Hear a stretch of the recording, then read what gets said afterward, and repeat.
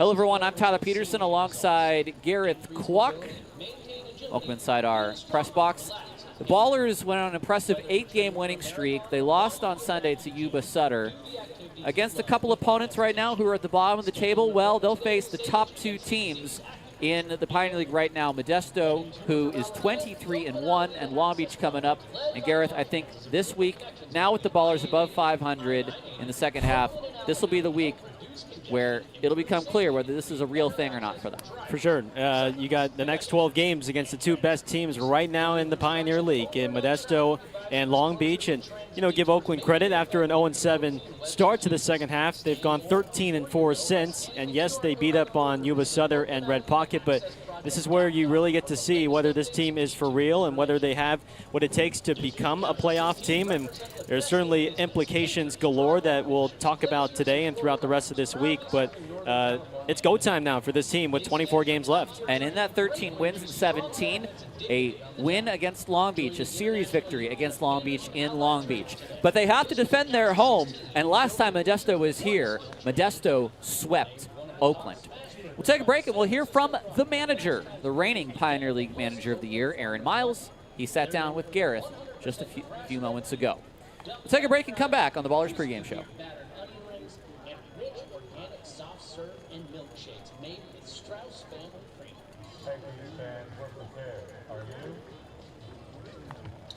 Drinking water for emergencies like earthquakes. After natural disaster, water service can be disrupted. So give your family peace of mind and store emergency drinking water now. And don't forget to store tap water in clean, food-grade plastic containers. Store 2 gallons of water per person. Replace tap water every 6 months. And seal containers tightly in a cool, dark place. So stay prepared like the bees.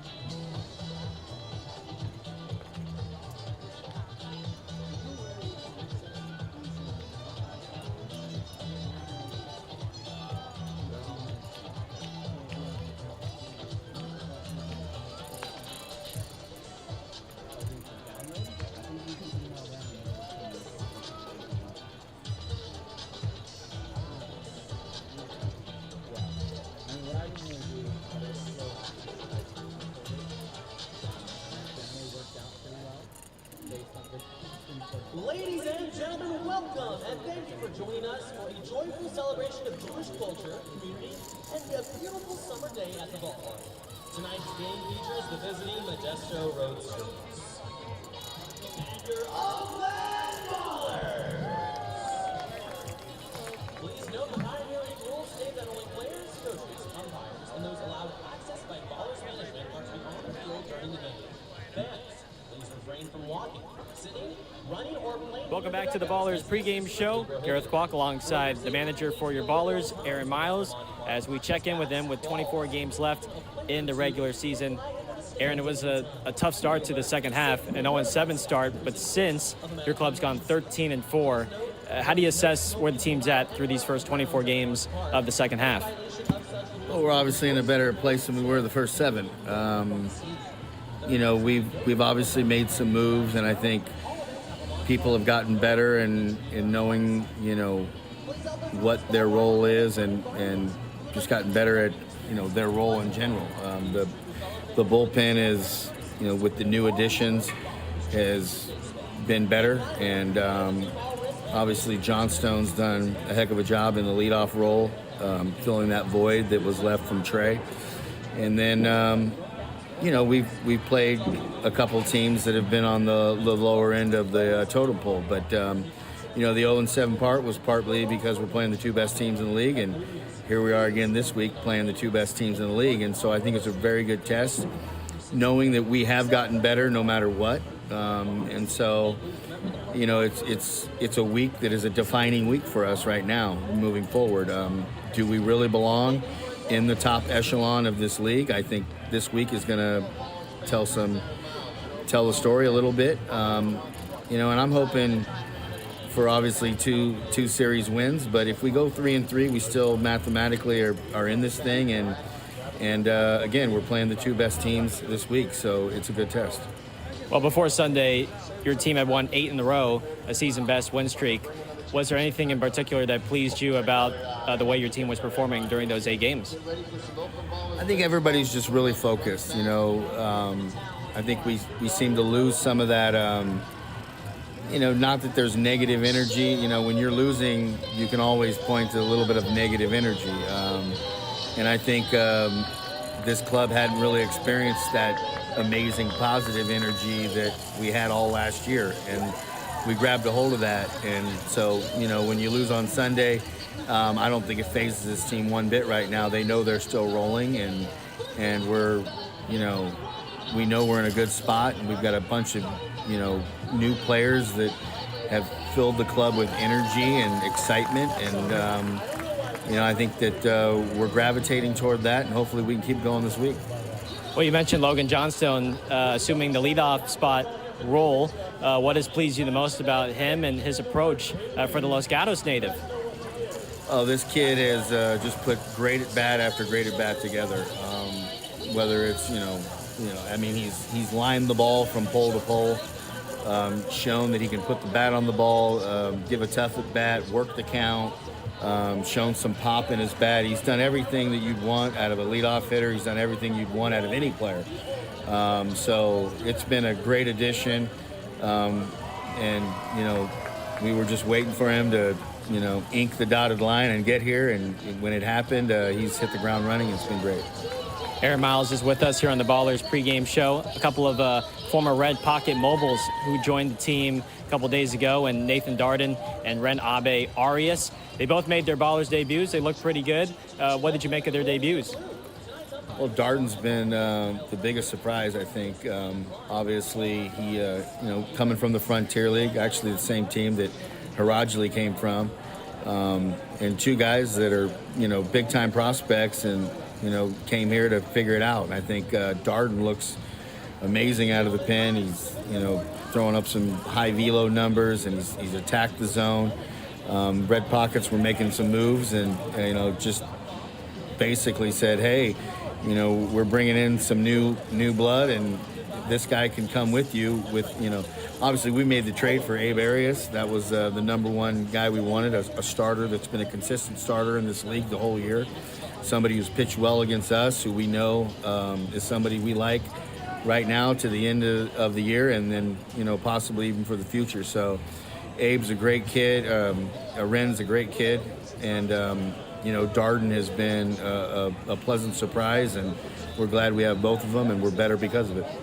Before I let you go, these next 12 games, we'll learn a lot against the two best teams in Modesto and Long Beach. But how do you guys get ready for this 2-week ride coming up against two of the best?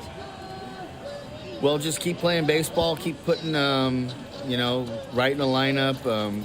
We've got a pretty good mix of righties and lefties now, and so it's about watching the tape, right in a lineup that you think is going to have success, and keeping the pitching staff healthy so that we can win a ball game when we're in position to do that. And I think, you know, hopefully we're catching these guys at the right time. Obviously, Modesto's been on quite of a run, but, you know, I think they've had a couple injuries, and they've got a couple guys not in the lineup tonight, and we know they pitch the ball well, and they can win any night, which they have been. But, you know, we feel we're a surging team too, so just play the game the right way, timely hitting, good pitching, and we'll see what happens.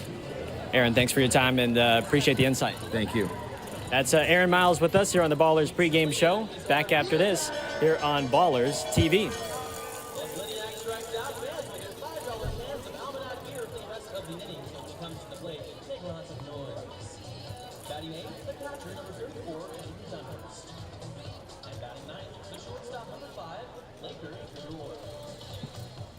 On the mound tonight for the Modesto Roadsters is number 8, Omar Saroni.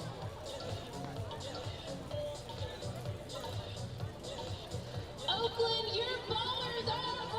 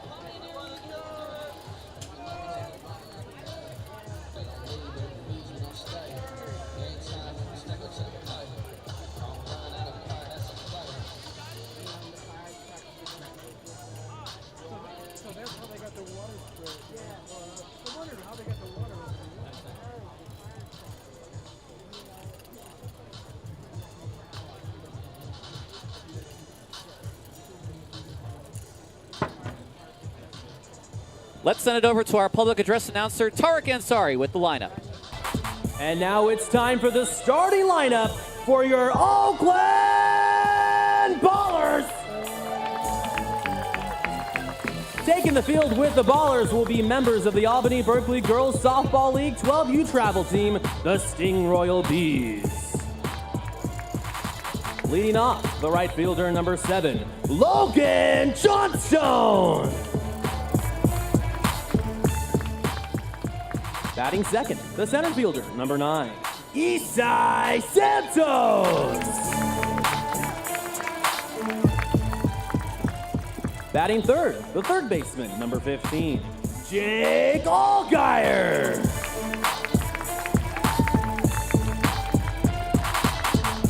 Batting fourth, the first baseman, number 16, Jeter Ibarra.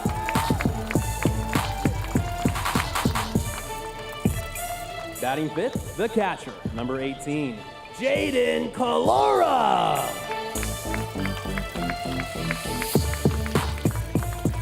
Batting sixth, the designated hitter, number 27, Noah Blythe. Batting seventh, the left fielder, number 31, Mitchell Sanford. Batting eighth, the second baseman, number 23, Nick Leahy. Batting ninth, the shortstop, number 8, Brendan O'Sullivan. On the mound tonight for your Oakland Ballers, number 28, Christian Diaz.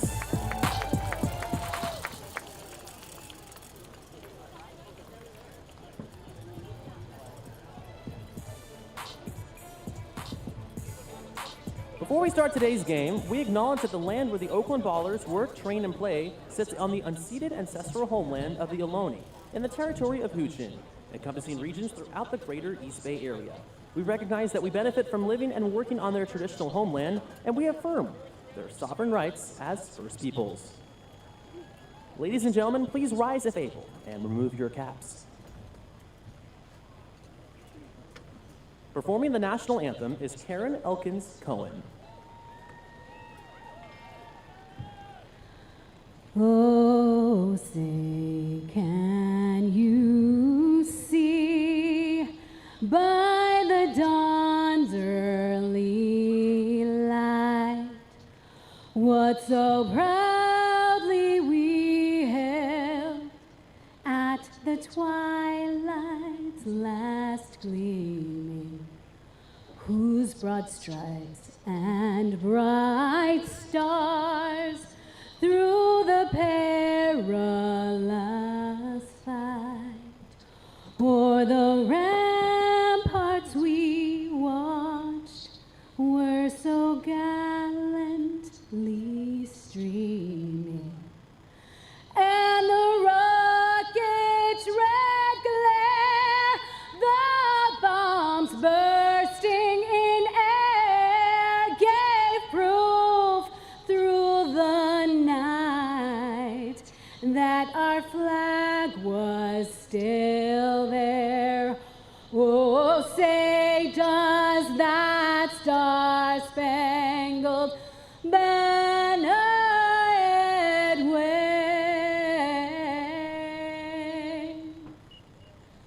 o'er the land of the free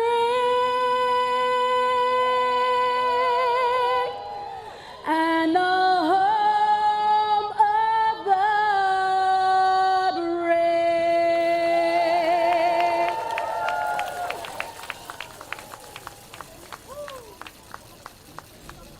24 more games to go. And it's the hottest team in baseball coming into Raimondi Park. The Modesto Roadsters, their lineup presented by Rubenstein. A couple of notable absences for Modesto. You heard Aaron Miles say they're dealing with a few injuries. No Osiris Johnson, no Jacob Lejeski. Justin Boyd's on the injured list as well. So you see their lineup, Handren and Williams, they're dangerous. Cannon as well, and it's our first time seeing the DH Cole Fellows, the rookie out of Columbia. Let's take a look at our two pitchers brewing pitching matchup. On the mound for the Oakland Ballers will be the right-hander Christian Diaz, who has not just played his way into a spot on the staff, but played his way into a regular rotation piece now. This will be his third start and 2 wins in each of his last 2 starts, Gareth. Yeah, he's someone that pitches to contact. He's done very well in providing at least 5 innings the last 2 starts.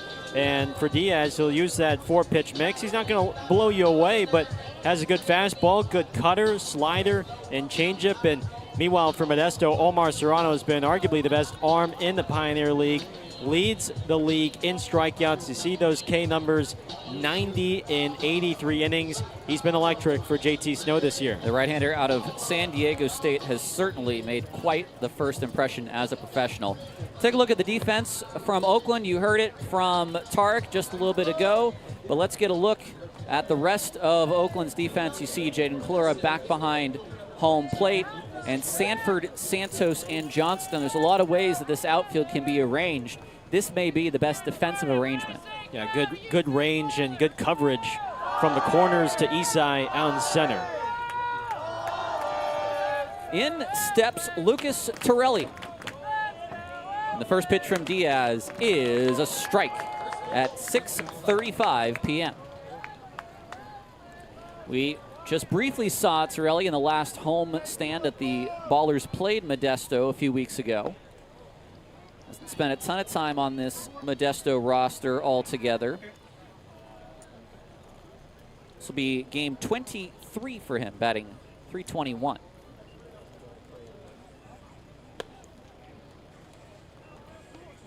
Torelli out of George Mason University.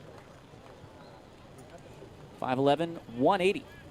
He is 24 years old. Last time we saw him, he was 23. Celebrated his birthday on the 31st of July. So happy belated birthday to him. We are live from Raimondi Park. It's good to be back with you. 3 games, that's all we'll have this week. That is strike 3 called on the outside, and Torelli heads back to the dugout, bat in hand for the first strikeout of the night for Diaz. How about a surprise heater there from Diaz, who likes to lean on that changeup and slider, and Torelli clearly looking for an off-speed, but Diaz surprised him with 89 on the outside. Here is Logan Sutter, the second baseman. Sutter at 282, 6 home runs, 27 driven in. Now, we might see normally a duo of maybe, let's say, Osiris Johnson and Jacob Lejeski 1-2. Instead, today it's Torelli and Sutter. And Justin Boyd on the IL, of course, you just gave all 3 of those as notable subtractions from the lineup. And listen, when you're 23-1, and your only loss came on a very close loss in Yuba, then you can probably give a couple of guys a night off or 2 if they're not feeling 100%.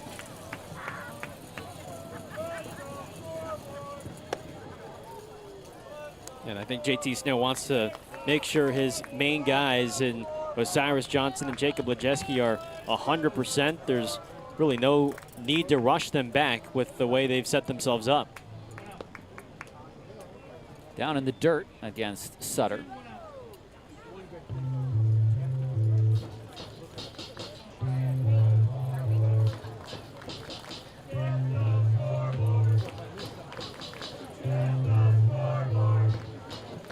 Diaz set on the 2-2. It's a touch inside. Your home plate umpire is Kyle Prager. Brian Klein is down at first, and Gabe Vargas, that's a new name, at least for me, he's down at third.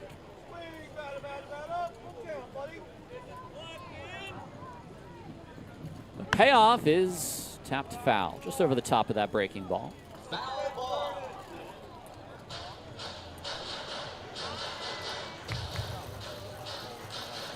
Ballers will head down to Long Beach Thursday evening after the game.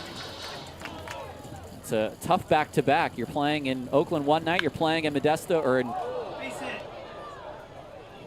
Long Beach the next. This will end up being an infield single. It was stopped by Allgaier. And I thought for a moment O'Sullivan might have had a shot, but he does not. So one out single for Sutter, and here is Max Handren, who gave us probably the best offensive performance from any individual hitter this year at this ballpark when he hit 4 home runs and came to the plate with a chance to hit a 5th. Sends that to right field. Johnstone is right there, though, and there's 2 away. It's a real nice jump in right field by Johnstone. The center fielder, number 12, Tyler Williams. Well, if Handren gave us maybe the best game as a hitter, then Tyler Williams might have given us the biggest home run we've seen this year. That's right. Might have even been slightly longer than Cam Buford's the last time we were here. I know Cam had his at 454. Tyler Williams might have hit it 457. I have to go back and check the books.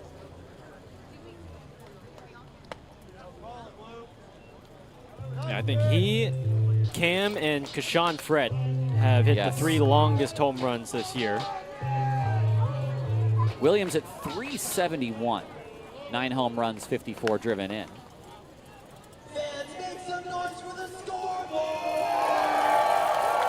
Williams, for a guy that stands 6'1", 209 pounds, I mean, he generates a real good amount of pop for his stature. 1-2 the count. Too high. Tonight is our Bay Mitzvah promotion, a celebration of Jewish culture, brought to you by 2 Gentile broadcasters. 2-2 pitch is ripped down the left field line. That's going to be off of the wall. Sanford gets a generous hop. His throw's going to go into second. Williams is going to be out by 10 feet. Oh, what a bad decision there. Sanford perfectly got a hop, and Williams has a lot of speed, but that time it just worked out perfectly. Sanford knew exactly where to throw it. Williams, I don't think, had any idea that throw was coming, and the Ballers were out of the inning. We go to the bottom of the first. No score on Ballers TV.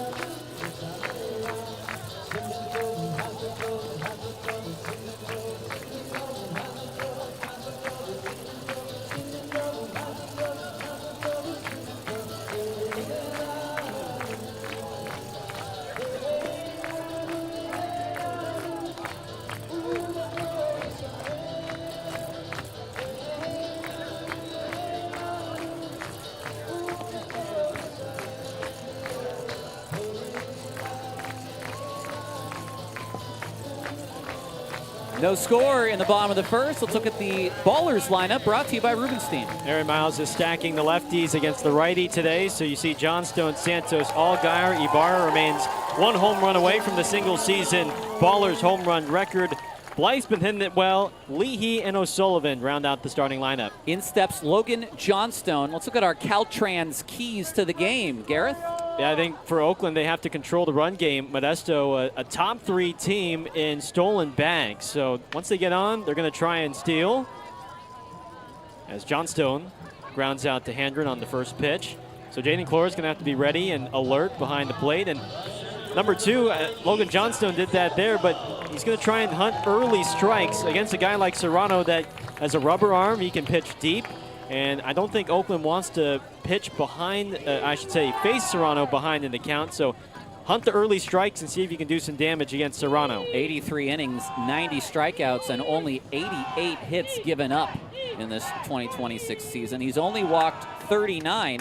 He's only allowed 5 home runs. That is a big season for a guy who's now in his 15th start and may win Pitcher of the Year honors.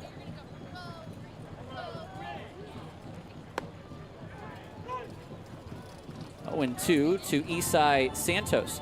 The Ballers as a collective are now hitting .315. Modesto hits .320 as a squad. Isai's up to .312. 14 home runs, 23 doubles, 48 driven in.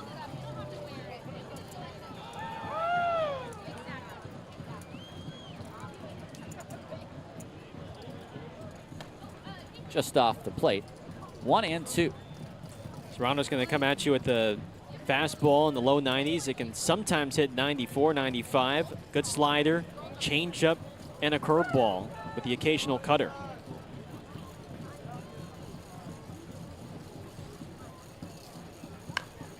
Out in front, that was an off-speed pitch there. It's 1 and 2. It is a healthy dose of fastballs from Serrano over the past several times he's faced Oakland.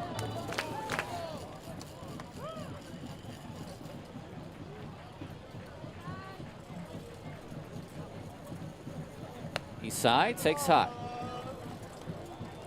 Well, it's Reese Fields who holds the 3.59 ERA. He now, of course, is in affiliate ball. The teammate for Serrano, Devin Hernandez, also has a better ERA. But again, I would pick Serrano as my pick for Pitcher of the Year right now. You have Nico Saltaformaggio with 9 wins for Ogden. But Serrano at top of the league, 90 Ks. Jonah Jenkins, his teammate, 3 behind him at 87. And Zach Longshore, who we got to see with Glacier at 78. Payoff. Spoiled by Isai. Well, I think this is what's made Modesto so good in this second half. You know, guys like Serrano and Hernandez and Jenkins, they're the definition of consistent. You know what you're going to get from them, a quality 6 innings, most often than not, and it's why Modesto's had the best staff in the league. It's popped up behind home plate, but out of play. That's a really nice 3-2 pitch there. You go 92 up and in on Santos. And as Isai does, he works a good at bat. We're going to see the 9th pitch now coming up.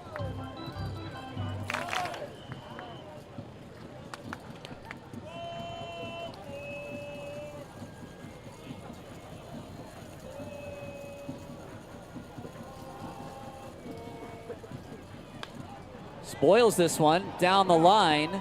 It is not quite caught by the left fielder Liniak, who just could not get there in time.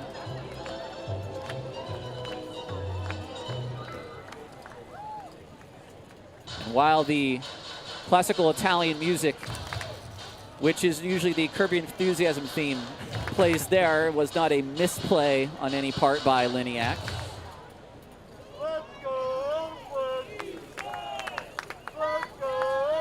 I forget the name of that piece of music. Frolic, thank you.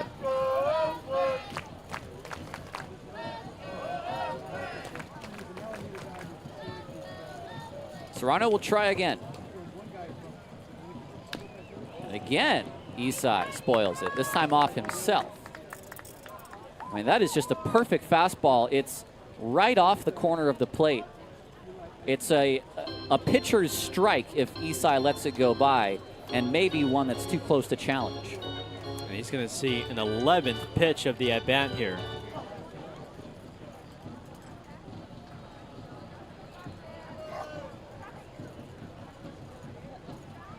And he finally broke him down. The curveball inside, and Serrano wins the battle. His first strikeout.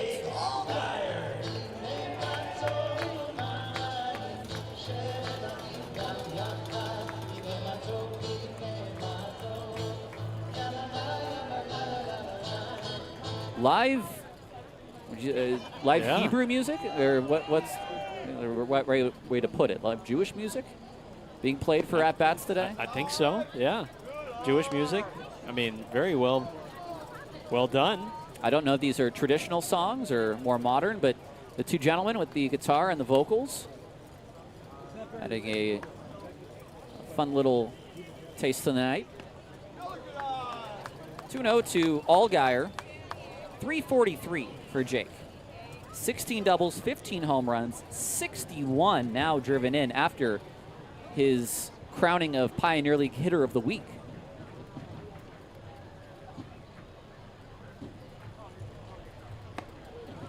Three and out. Yeah, this past week, a 438 batting average, 14 hits, 32 at-bats, 3 home runs, and that's not including the previous 3 games against Red Pocket to end the week before. A 3-0. Right there for strike one. Jake has walked more than he's struck out. 47 walks for him. 57 strikeouts.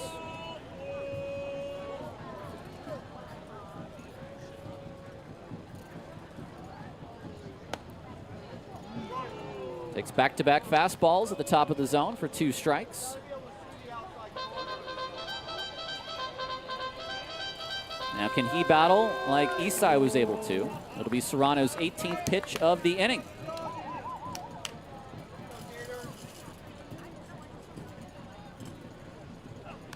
Fouls it back.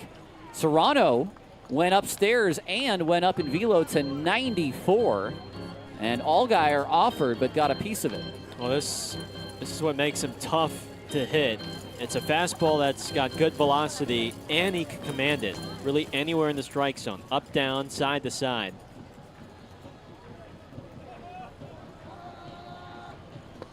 And he gets another strikeout on the big breaking ball. Back-to-back Ks for Serrano. And that is a pretty good inning for what we consider the best pitcher in the league. We'll take a break and come back for the second. No score on Ballers TV. Visit bark.gov/Bartable for other fun Bartable adventures and download the official Bark app to plan your trip. Down to you, Aubrey. Thank you, Tarek. Okay, it's time for the Bark Transportation Race, the first of our green and gold contest. Here are our contestants. Meet Steven. He's celebrating his birthday here, everyone. Can everyone say happy birthday, Steven? And then he's representing Team Gold, and Vernon is representing Team Green. They're going to cheer for whatever park car is going to win the Bark Transportation Race. We are off. Can I hear you say go?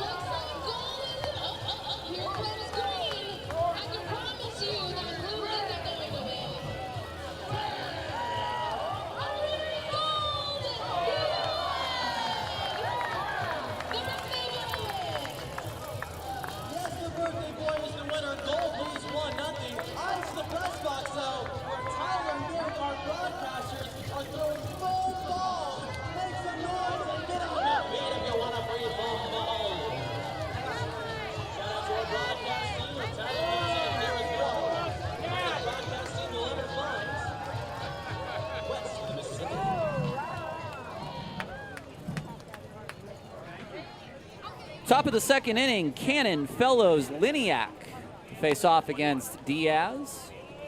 No score here on Ballers TV. We'd like to welcome in our listening and viewing audience from the Central Valley. We're tuning in to watch their Modesto Roadsters make the drive out for the next 2 games. Oh, yeah. And see them in person.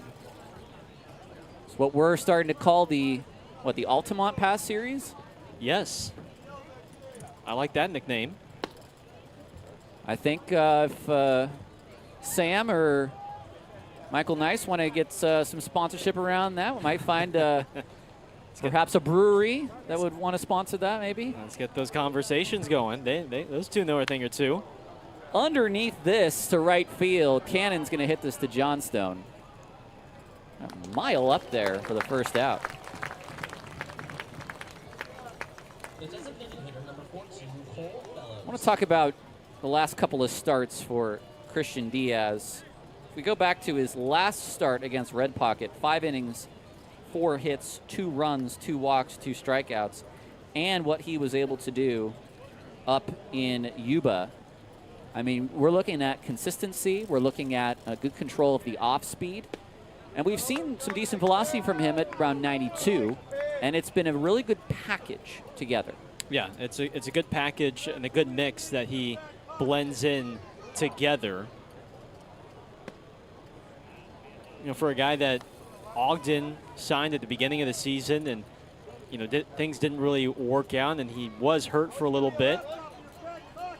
By the time he was able to return to the Pioneer League and to Oakland, and a spot start that has now turned into a rotation piece for this squad. He's down 3-0 to Cole Fellows, who we get to see for the first time, the designated hitter. Fellows is a 6'2", 215 outfielder from Columbia University, and I don't think his birthday is 10/18/33. I think that should say 03 on the roster. He'll draw a walk.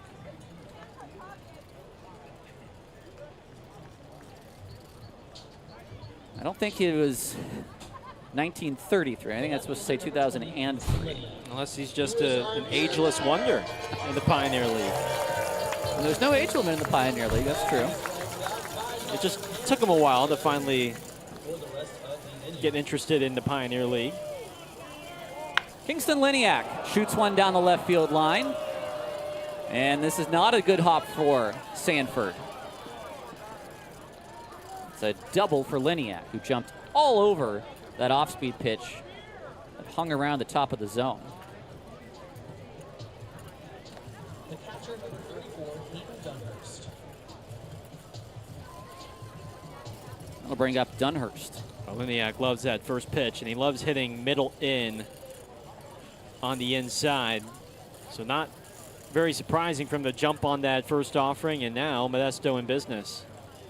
Dunhurst, the catcher, batting .288, 11 big flies, and 54 driven in. Ballers will play the infield back. I saw them sort of come in at first and was surprised that they might have drawn the infield in this early of a contest, but I think O'Sullivan backed off, realizing that that play wasn't on. It's a wild chase from Dunhurst, and it's 0-2. Well, that's just the kind of swing that you want to throw that another 3 times before he lays off. Now the infield comes in on 0-2.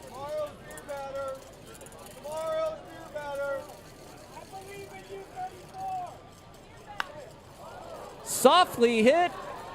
It's 1 run. They are not going to sail the trailing runner, though. And that is a bloop single, and he went down and hit that thing almost off the dirt to bring in the first run. The shortstop, number 5, Laker Figueroa. That'll bring up Laker Figueroa, the shortstop. So Dunhurst opens the scoring. Figueroa, who last played in the Braves system, only 21 years old. Fouls that away. 5'10", 155, slim build, according to the roster.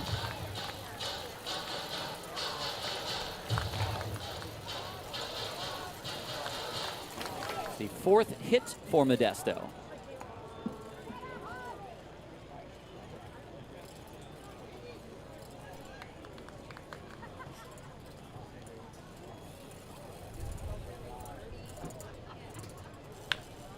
High chopper, but foul.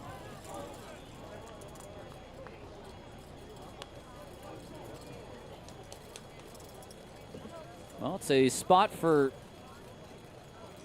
Diaz where now he needs a ground ball hit at someone. He got the soft contact, but it just was to the wrong part of the yard.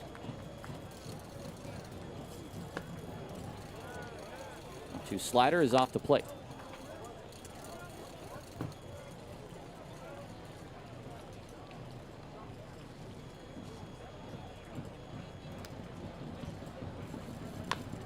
It's a weak chopper.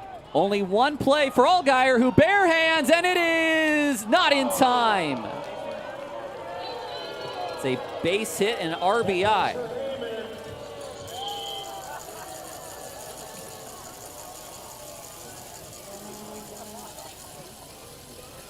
Well, this is baseball for you. A couple of softly hit balls that Diaz has induced, but no outs to show for it. Even with the infield in, or if they were to play back on that blooper, I'm not so sure if they make that play, and Allgaier did the best he could to make that barehanded play. Here is Torelli. Takes a first pitch strike on the outside. So fly out, then walk, double, RBI bloop, RBI chop. And it's 2-0 Modesto. Line drive, out O'Sullivan, he drops it! And now the Ballers may have a double play anyway.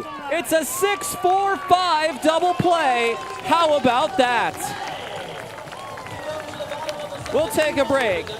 We'll come back on Ballers TV, 2-0 Modesto.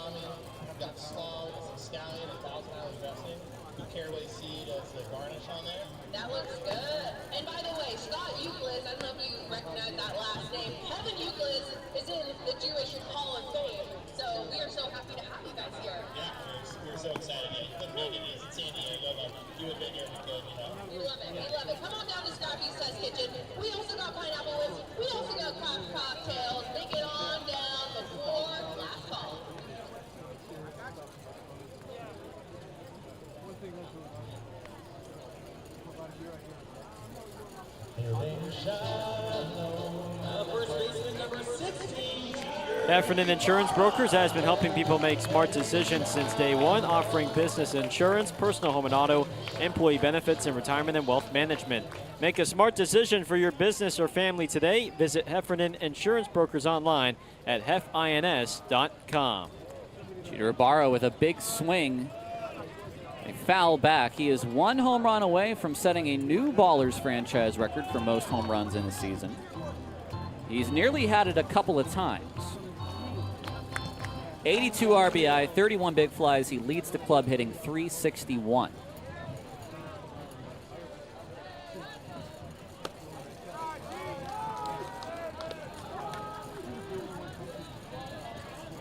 Was he about 2 feet short in Yuba? Oh, wow, yeah, he was just about 2 feet short, maybe less than that. The wall wasn't 18 or so feet high. A high chopper that is going to be caught by the first baseman, Cannon. How about that play? Wow. 3-1. I mean, that was past Cannon. Well, Jeter Ibarra can appreciate good defense at first base with him being one himself, and Cannon's got a great glove as well. Look at that quick hop that takes him to deep first, and a nice job by Serrano to get over quickly, robbing Ibarra of a base hit.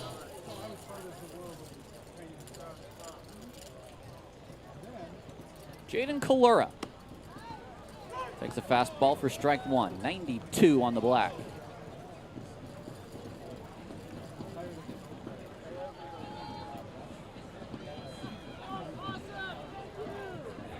.322 for Kalura. 6 home runs for him, 42 RBI, and 16 doubles. Ballers have 164 doubles on the year. It's only 1 fewer than Modesto has at 165.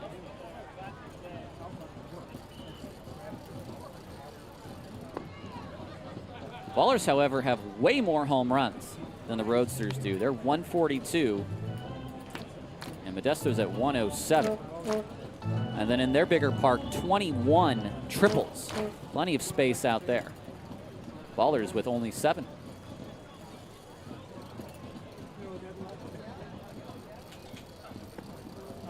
It's a nice take there from Kalura. It's 2-2.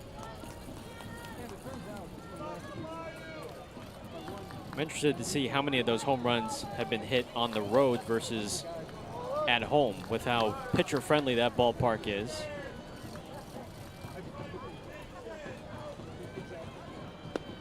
Got him on 93. Serrano has 3 Ks. Well, I can tell you there's a couple of guys, Liniak, Handren, Johnson, who do enjoy hitting at Raimondi Park. Here's Noah Blythe. 10 home runs for Blythe. He's driven in 45. He bats .325. Only 37 of those 107 home runs have been hit at home. Wow. 70 on the road. And if I were to guess, maybe half of those at Raimondi Park. It seemed that way sometimes. It's probably not half, but I'd say maybe 30 of those, 35 of those 70. I mean, they had that. I'll give you 30. They had that one series to start out. I mean, they were hitting bombs all over the place. Blythe swings and misses at 95 above the zone.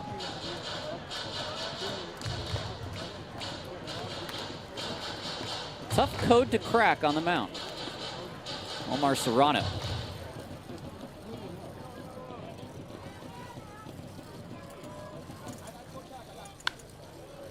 Blythe gets a piece. That off-speed pitch, it's out of play.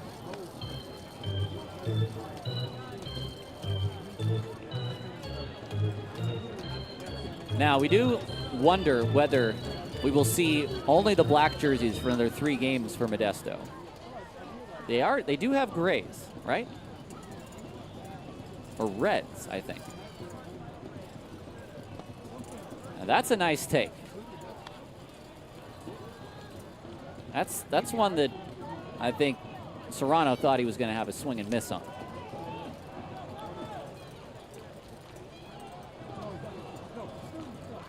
Now it's 2-2. Just got a piece there. It's funny because I do think they have grays, but I feel like we've never seen them.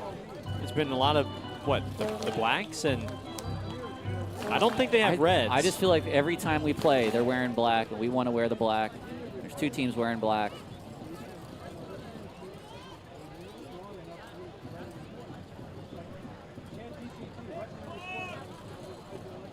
Blythe right into the glove of Cannon.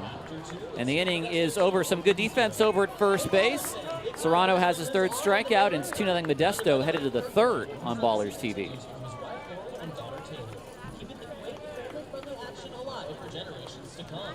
Down to you, Aubrey.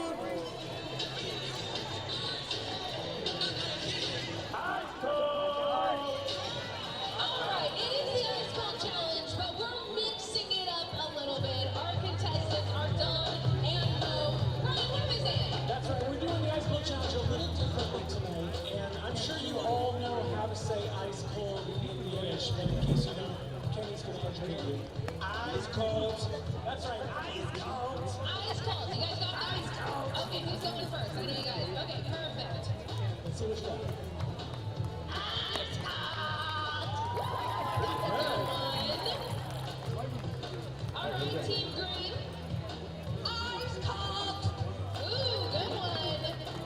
All right, Kenny, who is our winner? Team Gold.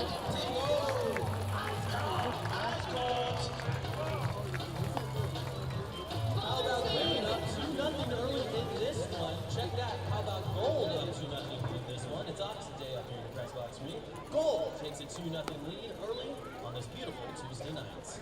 Get some ice cold beverages from Ice Cold Kenny, Ballers fans.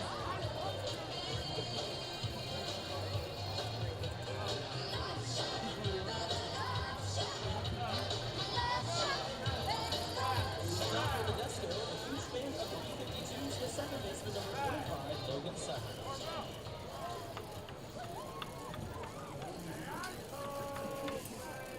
The first pitch of the second, or rather the third, is a breaking ball for a called strike one. 2 runs for Modesto in that second inning on a couple of not well hit balls. Sullivan can't quite get to it. It'll be a base hit.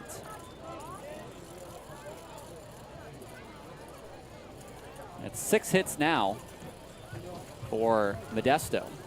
A bloop single by Dunhurst, and then a chopped single on the infield by Figueroa. Leadoff man on here, and that'll bring up Max Handren. Lined a ball sharply to Johnstone and right. Ground ball past Leahy into center field. Hitting the bag at second and headed to third is Sutter. Man on the corners. Nobody out. Can happen quick. In fact, it can happen on 2 pitches.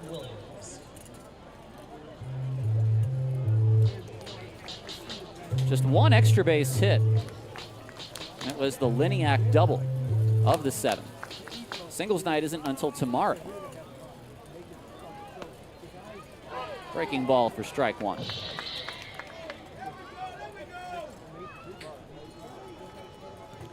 Ballers will play for the double play.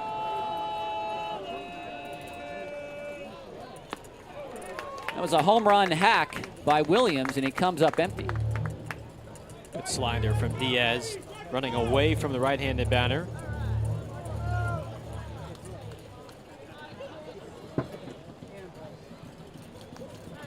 Handren back to the bag as the pitch count was, or the pitch clock rather, was about to hit 0.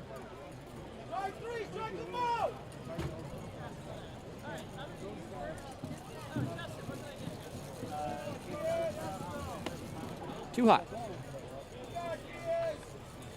You give up 7 hits, you're only down 2 right now. And it is a strikeout situation.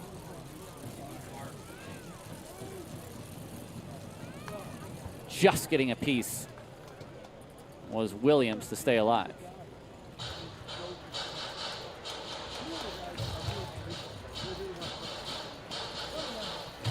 Not a bad spot necessarily, but you can go out of the zone a little more. That one down and in. His two-seam does run in a little bit, has a bit of tail in the right-handed bats. Looked like you wanted to jam him there. May go back to it. And they do. Look out, Jake Allgaier.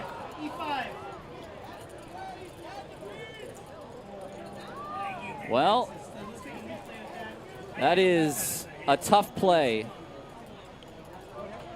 Slowly hit a fast runner, and the bat that Jake Allgaier had to try to avoid. It's been a circus of RBI hits today. Well, the 3 run-scoring hits that Modesto has collected, I mean, it's all been soft contact that Diaz has induced. Unfortunately, though, it's landed in the wrong spots. A blue pit, and then a Figueroa infield single, and then a bat there that's flying in Allgaier's direction. It'll be an error on Allgaier as this is hit high and deep to left field, and it is gone. They all come in on the home run by Bryce Cannon. That's a heavy man.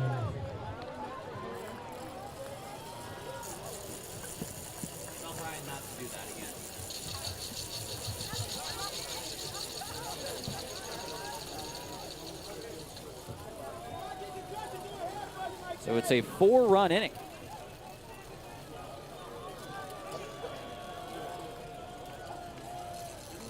And it's 6-0. One unearned run in that group of homers, and that would be the run for Williams. Here is Fellows.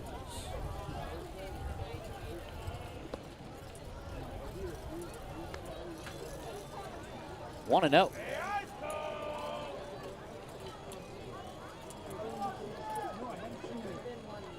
Well, it's hard to survive for long when, and you feel bad for Christian because he's gotten his weak contact. But if those don't end up as outs, you might serve up a 3-run homer. Now a nice play by Leahy. Does he stay on the bag? He does not. It's a base hit.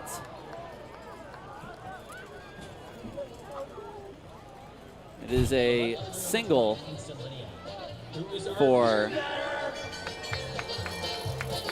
strikes out 5 dollar cans of Almanac beer for the rest of the inning. So fans, we need you all to make some noise.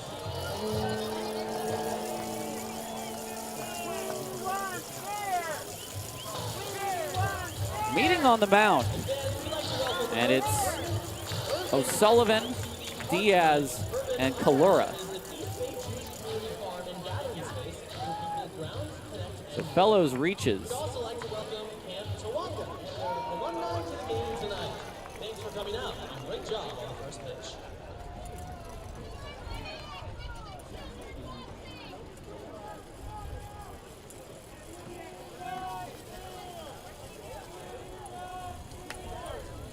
Liniak crushed the first pitch he saw for a double. It's 1-0. 1 ball and no strikes. 9 hits altogether for Modesto. Well, certainly trying to work him in. All three pitches he's seen have been inside now.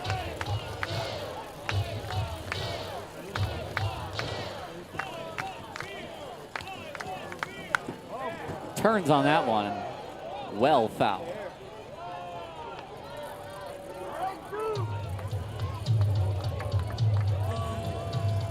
Now on 1 and 2, let's see if they just stick with what they're trying to do. I mean, the pitch to Williams, they wanted to pitch him inside. They did. Big broken bat, and the bat happened to fly toward Allgaier. It's just been that kind of day so far for Diaz. There's a lot of luck that is involved in baseball.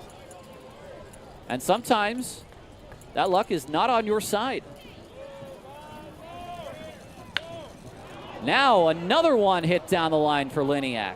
That was a hanging breaking ball, and Sanford will throw that to the cutoff man. It's another double.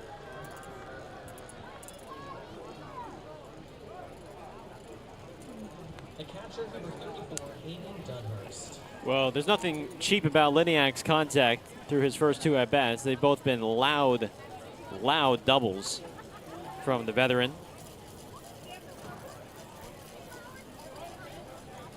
And this Ballers bullpen might have to get hot pretty soon. Maybe Brock Mayer, Ahmad Harajli.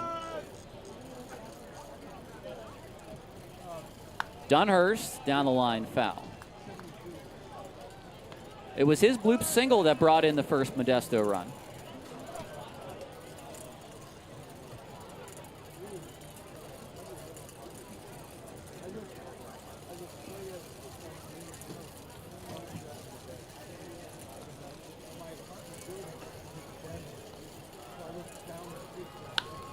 this one's hit to right. Johnstone is there. It's going to be a sacrifice fly for the first out of the inning.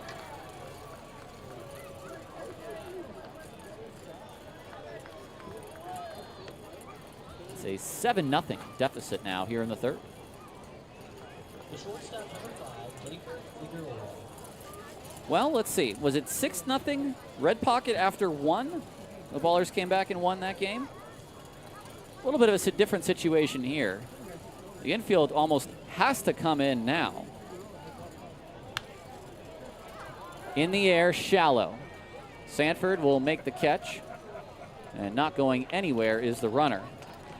Or out number 2. The right fielder number 15, Lucas Torelli. It was a 6-0 first inning deficit against Red Pocket exactly last week.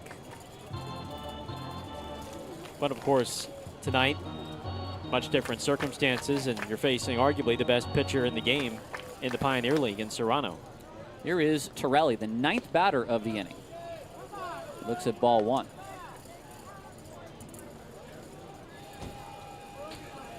Ten hits for Modesto already. Torelli down the line and out of play.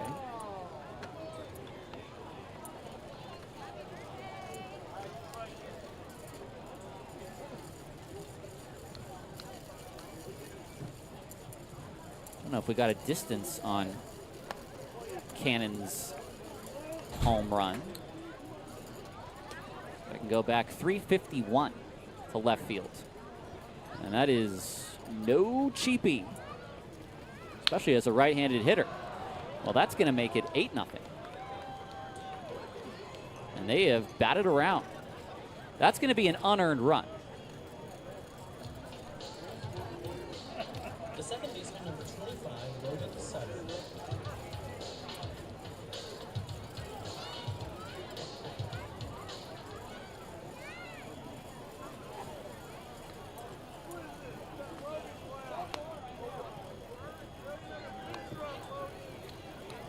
Want to know to Sutter, who led off this inning with a single to the shortstop, O'Sullivan. Swing and a miss. 1-1.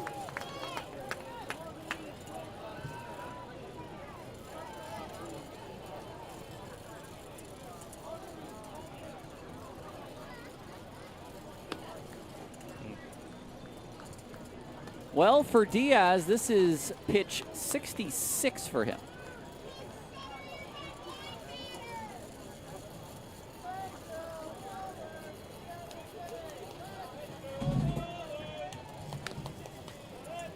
Two and two.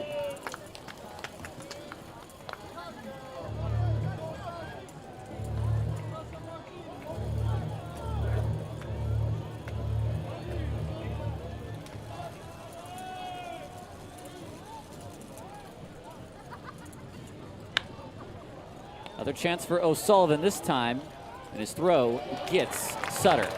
10 batters, 6 runs, and a tall task for Oakland, down 8-0 against the best pitcher in the league. We head to the bottom of the third. What can they do? Okay, hi everybody. We are going to play a game that I like to call Jew or False. I am here with 3 characters. I've got Joyce Friedman from Better Lover Equals Mom. I've got Sandy Anderson, who plays Maj with my mom on Tuesdays, and I've got my mom, Jory. Okay, we're playing Jew or False. So here's the first question. Jew or false? A Nebish is a powerful, important person. False. You guys sure? False. All right, let's see. That's right. A Nebish is an ineffectual, timid, or insignificant person. You're thinking of a Machra, right? Okay. Let's go to the next question. Jew or false? A Jewish composer wrote Rudolph the Red-Nosed Reindeer. Yeah? True. Okay. Let's see the answer. Yes, it's true. Johnny Marks also wrote Walk Around the Christmas Tree, and Holly Jolly Christmas. All of those Christmas hits were written by a Jewish composer. Okay, next question, true or false? Barbie was created by a Jewish woman and named after her daughter. What do you guys think? Yes. True. True? True. I think true. She says true. Okay, they're going with true. That's right. Mattel co-founder Ruth Handler created Barbie and named her after her daughter, Barbara. Babs. Thanks, everybody. That was true or false.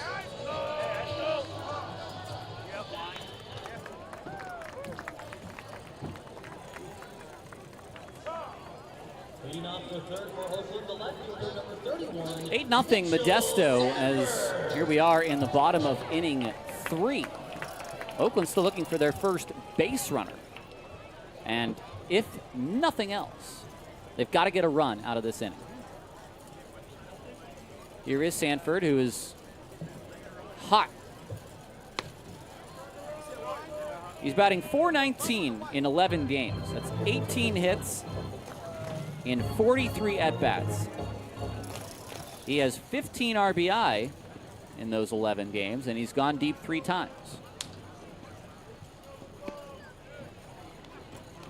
1-1.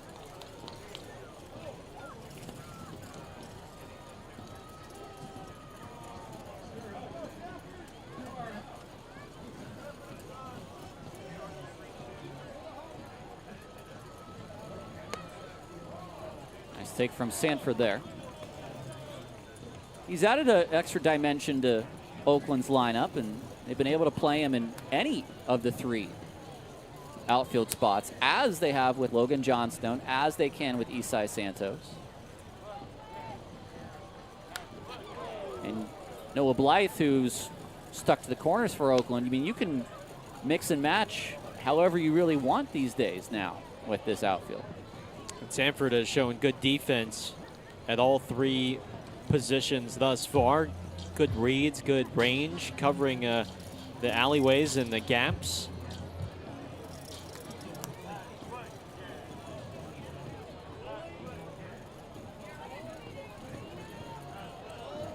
Here's the 2-2.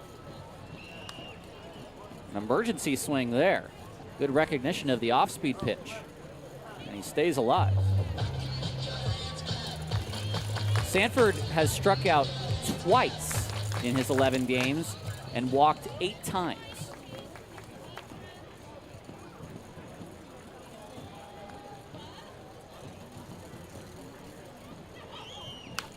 That's a ball hit out to left field. It's hit pretty deep, and it is gone. Takes 93 the other way, and the Ballers are on the board.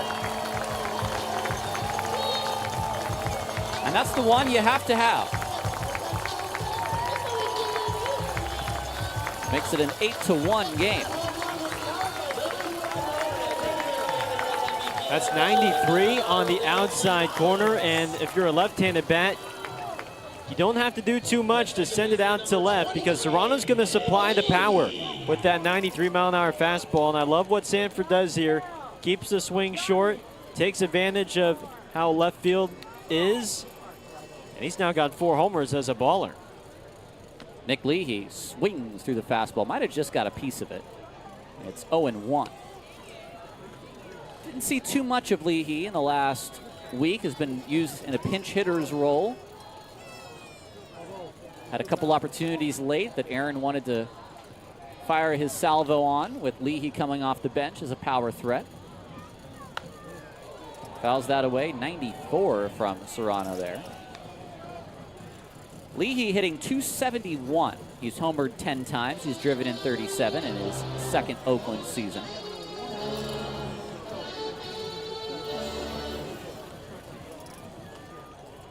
A 23-year-old from Newbury Park, California.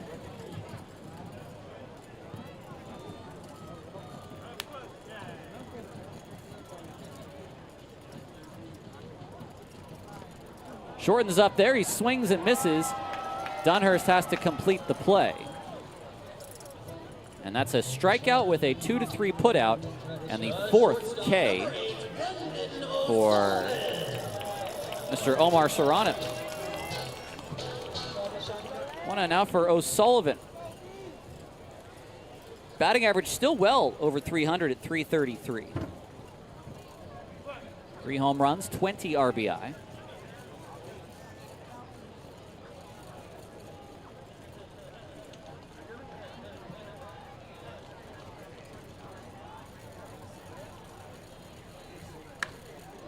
It's it out to right field. Torelli is there. He'll make the catch, and there's 2 away. So 1 time through the lineup. Just the 1 hit allowed for Serrano. It was the home run to Sanford.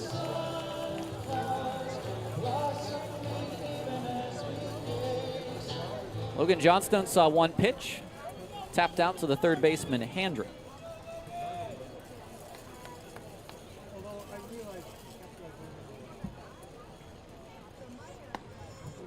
First pitch breaking ball for strike 1. 5'11", 190. Hometown, his most recent hometown anyway, of Los Gatos, California.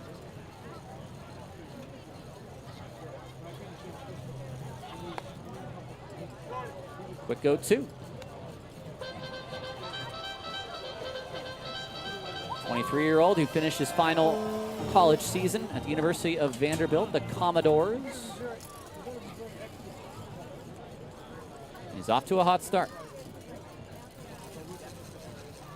Johnstone swings and misses. 93 at the top of the zone, and Serrano has his 5th K. The Ballers do get something. It's a solo shot by Sanford, and it is 8-1 as we head to the 4th on Ballers TV.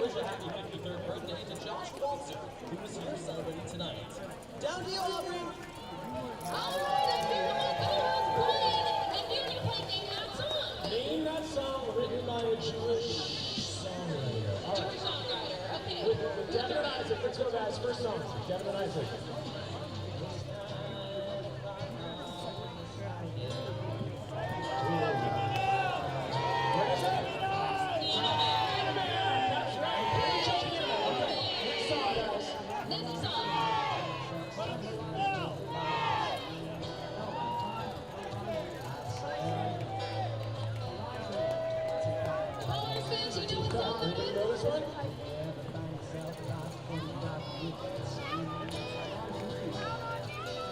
I hear Down Under by Bruno Mars. Down Under. Fun fact, Bruno Mars is Jewish. All right, next song.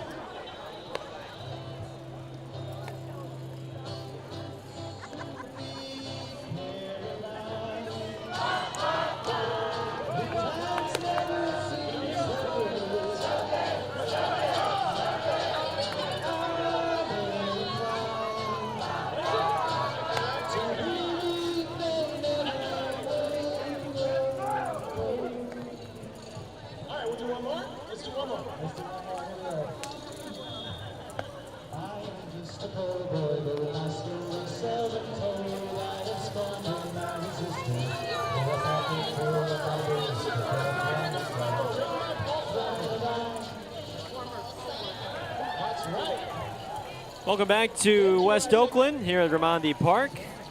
Gareth Kwok, Tyler Peterson, thanks for tuning in. 4th inning, Roadsters lead by 7, 8-1, and Oakland will turn to Ahmad Harajli, first reliever out of the bullpen for Aaron Miles, to face Handren, who flies one out to left center, and Santos is there. 1 pitch, 1 out to begin the 4th for Harajli.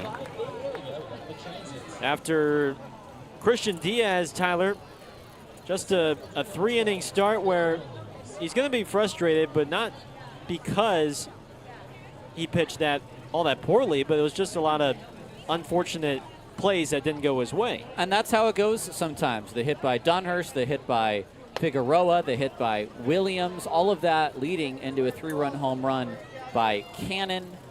I mean, it's hard to survive, like I said, for that long, giving up these weak little hits here and there. But that's what baseball is made up of. Williams to center. More work for Santos. 2 quick outs for Harajli.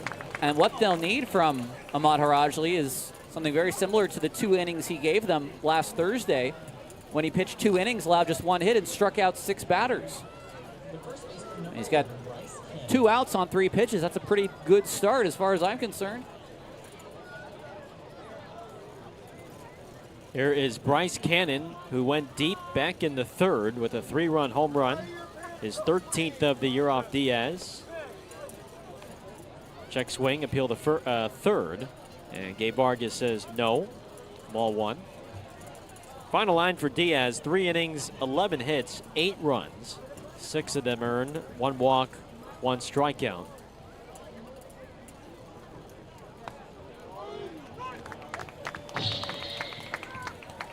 About half of those hits, maybe 7 of those hits were hard contact, and the others were soft contact. Cannon is going to use the first challenge of the day. After review, the call is overturned to a ball. That's a real close pitch there. And Cannon with the good eye. Cannon, a Santa Rosa native, just wrapped up his college career at Southeast Missouri State. That is Cape Girardeau, Missouri, I believe. Yes, it is. I did a women's soccer match once that featured Southeast Missouri State.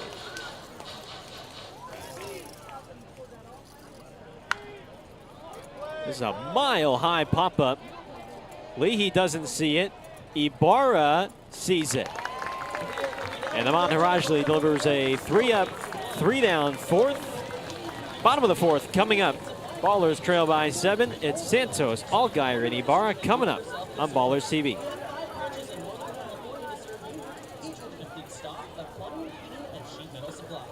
Visit us online at RubinsteinSupply.com or come and visit our location in West Oakland at 2800 San Pablo Avenue, at the corner of 28th Street and San Pablo Avenue, and see how we can help you. Down to you, Aubrey! Alright, it's time for the Rubenstein Toilet Bowl Toss, another of our green and gold contests. We're here with Moises and Tino, representing Team Green and Team Gold. What you guys are going to do is pick up the toilet paper rolls and toss it into the toilet. The first to hit 3 is going to be our winner. Okay, Moises, you got it? 3? Tino? Perfect. Okay, let's turn around. Grab your toilet paper rolls, and we're going to toss in 3, 2, 1, go! Keep going as quick as possible. Don't worry about running out. Maya's going to throw it back at you. Keep going. There we go. Team Gold has 1. Team Gold has 2. It's 2, 3. Team Gold is our winner.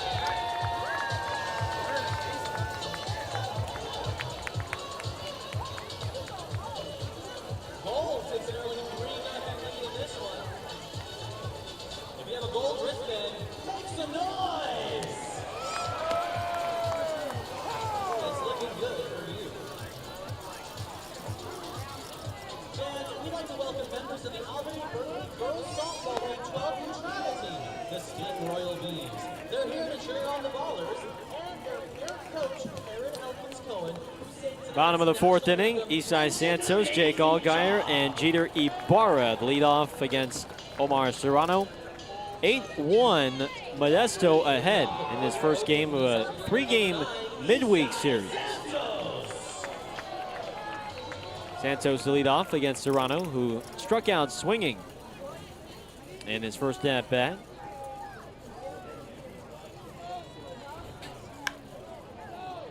First pitch swinging, and he pops it up. Shallow center for Tyler Williams, and there's one away. Time for our Columbia Bank Take It to the Bank. And Tyler's got something on his mind tonight. I do, and today I think it's going to be a little bit more of a shout out more than anything else, just a opinion piece, if you will. And since we are having our Bay Mitzvah event tonight at the ballpark, and since the Ballers do not have an official Jewish delicatessen, I feel like this non-sponsored restaurant I can tell you about, one that I love and my family's loved for a long time, is Saul's in Berkeley on Shattuck. I've always loved their food. And they make a mean corned beef sandwich called the Gretchen, which I get whenever I go there. Hit hard to right, but right at Chirilli for the second out. It's not a once a week type of restaurant for me because it is a little pricey, but when we do get to celebrate there, it's a real good place. So I'm just going to take it to the bank, but that's a really good restaurant that I like. Saul's on Shattuck. Saul's on Shattuck. You heard it here from Tyler Peterson. Give it a go if you're in the Bay Area. Here is Ibarra, too quickly down here in the fourth for Serrano.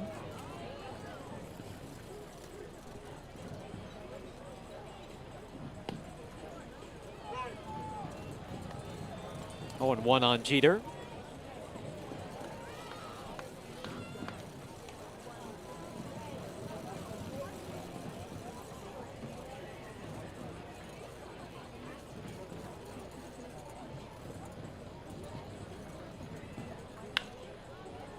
Chopped to second, and this is going to be a quick inning for Serrano.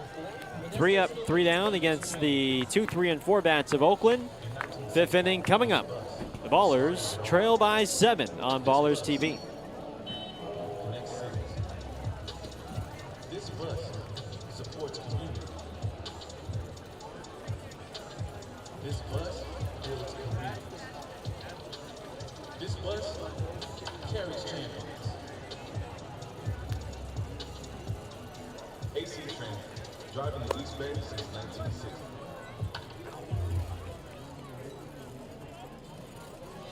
All right, Ballers fans, it's time for the mitzvah cam.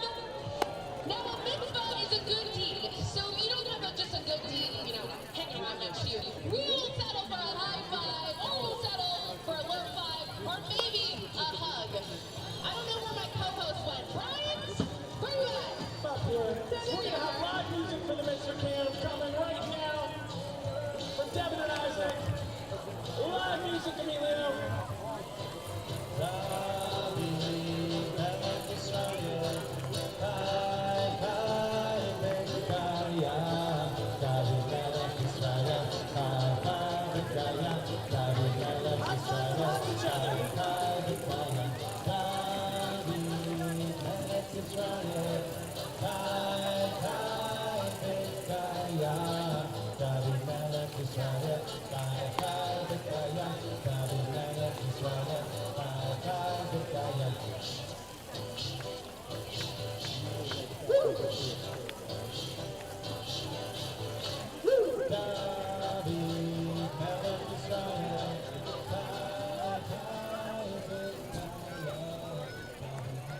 Top 5 here from Ramondi Park. 8-1 Modesto. Roadsters looking for a 4th consecutive win against Oakland and their 15th straight win of this second half. Cole Fellows to lead off, the rookie out of Columbia. A single, a walk, and 2 runs scored. 1 ball, 1 strike. Well, you were mentioning Saul's in that corned beef sandwich. I mean, I love a good corned beef sandwich. I love a good matzo ball soup as well. I can't say I eat Jewish cuisine as much as maybe you at Saul's, but I certainly would love to give that a try. I'm not exactly sure that corned beef necessarily is a Jewish delicacy any more than it is a Irish delicacy, but I'm just saying that that particular restaurant serves a very good corned beef sandwich. As it happened, actually, I got to, we had dinner as a family there at that restaurant, because again, it's a sort of a nicer going out to restaurant. And it happened to be during the Hanukkah season. So there was actually a menorah at our table, and we got to celebrate our first Hanukkah, as it were.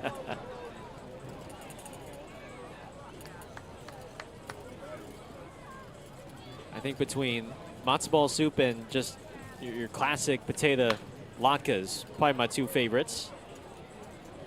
Fellows grounds out to Leahy. And there's 1 away. Time now to chat with G and TP. Or do we need another half inning? To Well, think? when I had said to you during the break, I'm like, hey, do you want to do it? And I was like, we could do it if you feel the game needs it. Oh, I didn't have one locked and loaded, unfortunately, but sorry. I can think on my feet. Leniak pops it up, and this is going foul. If you don't beat him inside, and I mean inside, not onto the strike zone, he will get around on it. He loves to turn on that inside pitch, whether it's a breaking ball, fastball, lightning quick swing. 0-2.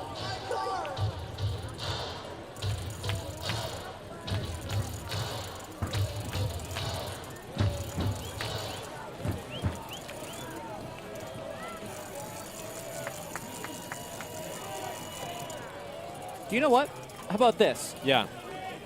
We can, we've done a Quack Talk, Yep. and that was for a game that's a little lopsided. How about we can do a little, a chat GTP, but asking me. Line to left, right at Sanford. 2 down.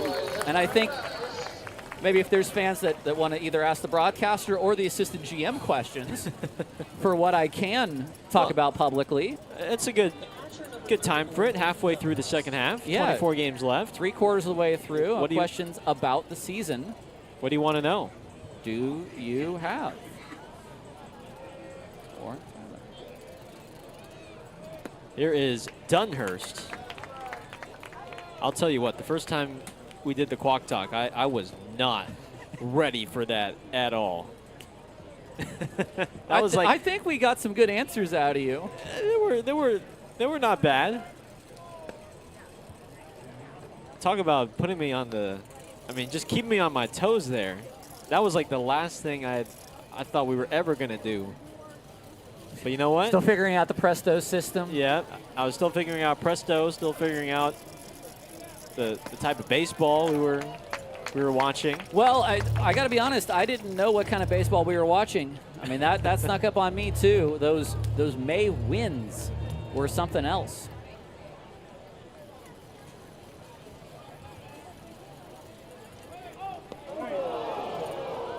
Well, did that get him?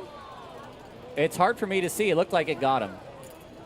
It completely shielded our vision.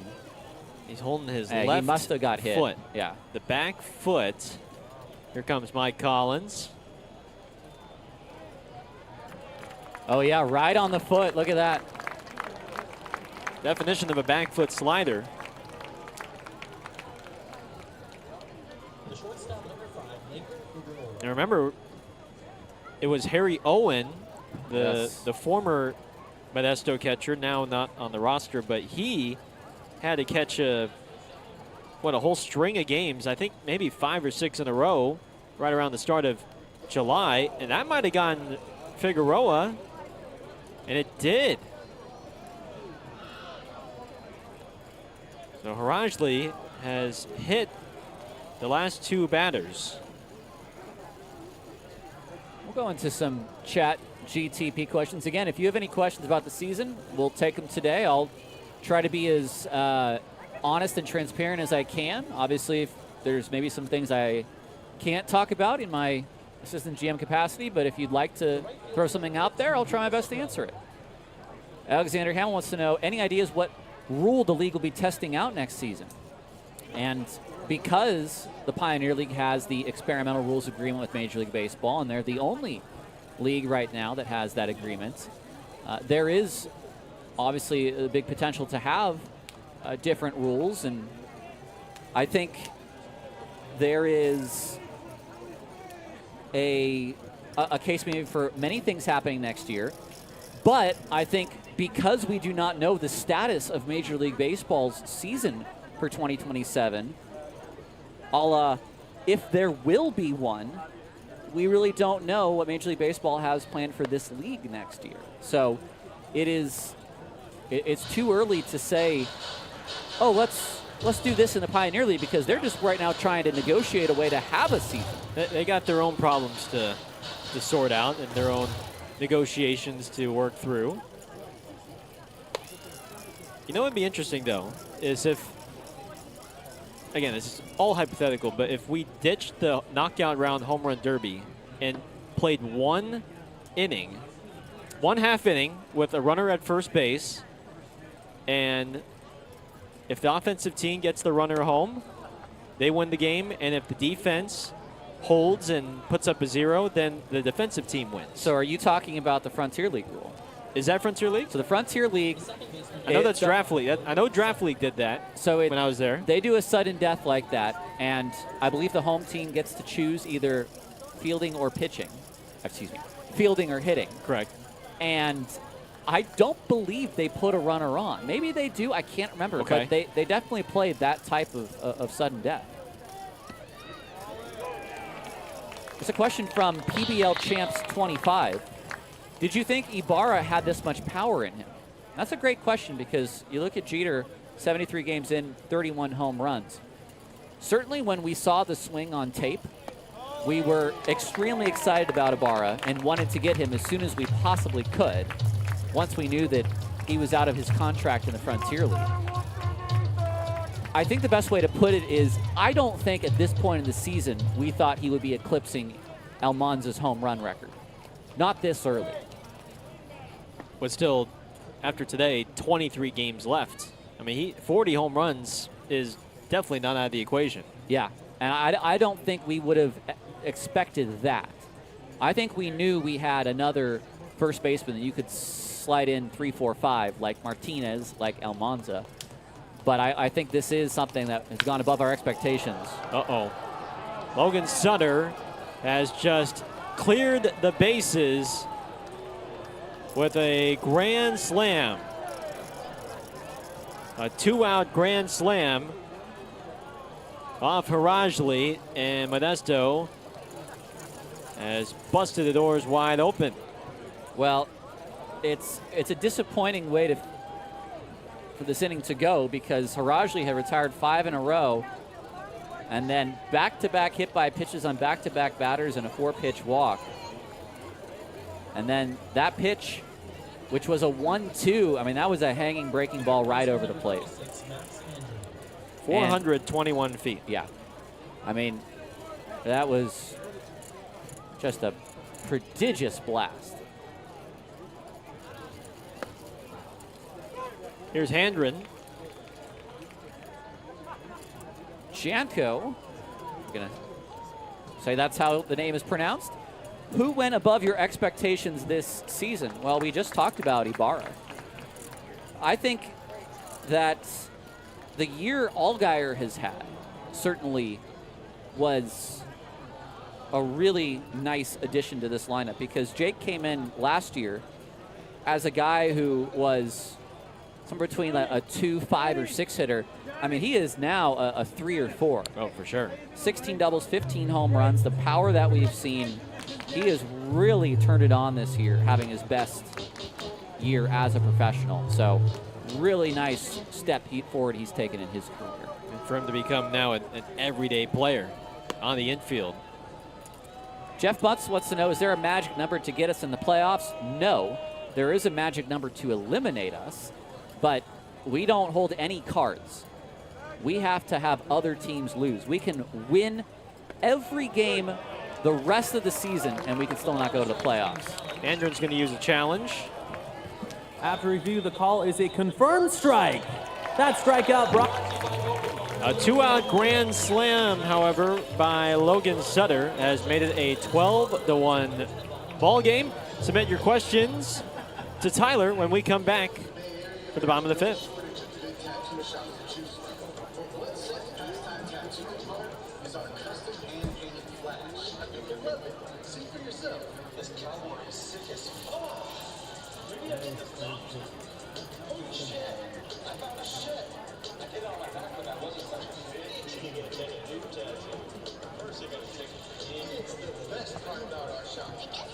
Saturday, August 15th, we're giving away 3 Ballers tattoos. Come on by Saturday, August 15th.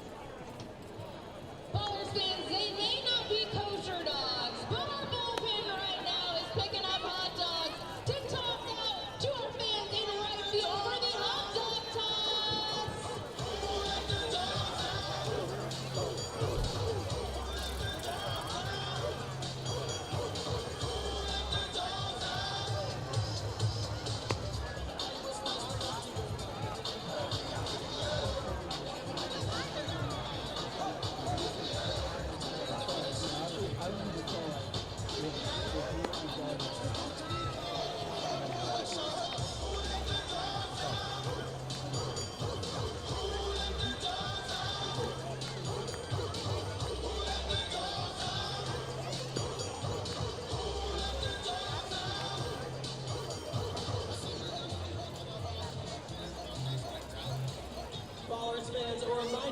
a green or gold wristband on, hold on to them. The winning color will get a free prize at the gate as you leave. So, if you have a gold wristband, make some noise! If you have a green wristband, make some noise. Halfway home here in West Oakland. The grand slam by Sutter has Modesto up 12-1. Jaden Clore will lead off. He's followed by Blythe and Sanford against Omar Serrano. 51 pitches in for Serrano, 5 strikeouts, and 4 innings of 1-run ball.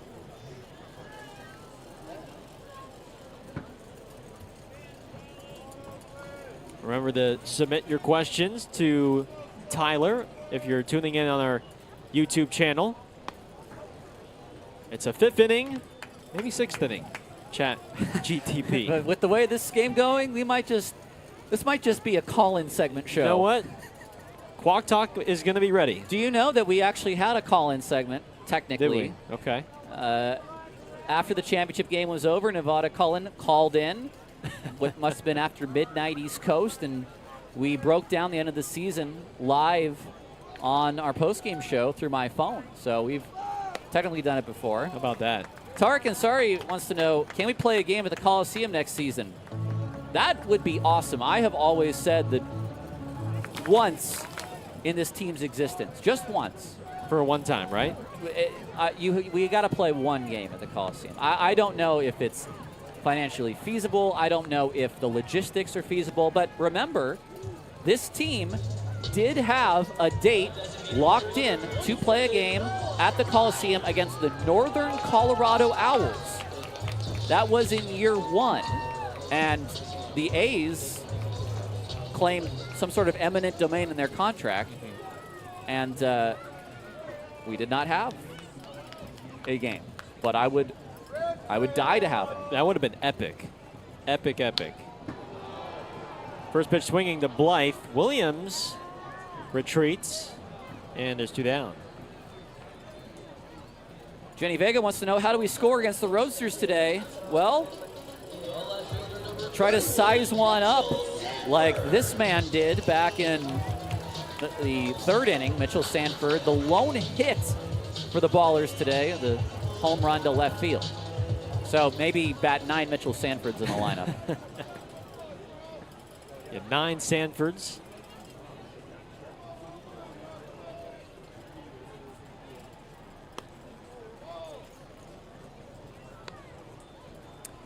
Dr. DeViz wants to know, this is a good question, is Ryan Reeses still injured? He was placed on the 60 IL early, didn't see a move on the transaction ledger. Yep, day 1 of spring training, more or less, Ryan was going to miss the entirety of that season with the injury he had. So he is not someone that is going to play. Ball is overturned to a strike. Now, could we see him next year? There's a chance. But that was a big blow to Oakland, who sure were really hoping to have him as one of those guys in the rotation. He and Grant Manning were going to be 2/5 of that equation. I mean, to have the beginning of the season and spring training affected by those two, and then Gabe, of course, getting picked up by the White Sox just a few weeks in. Sanford wanted to use a challenge on the previous pitch. Now he's going to use one here so he doesn't get rung up. The call is overturned to a ball. I think it might have been a little telling that not a ton of the defense moved there. Dr. DeViz is coming in with all the questions. Dr. DeViz knows ball. Dr. DeViz wants to know, Cobb left the door open for a 27 return. Is there any chance he comes back? If you're asking any chance, then yes, I would say there is a chance. But if I'm looking at it through my goggles. Struck well as center. Williams is there to end the inning. Do you want to take it to the 6th? Yeah, why not? All right. Let's take it to the 6th. We're We're going to answer that question. Tyler's going to answer that question when we come back. Don't worry, Dr. DeViz. 6:00 coming up on Ballers TV.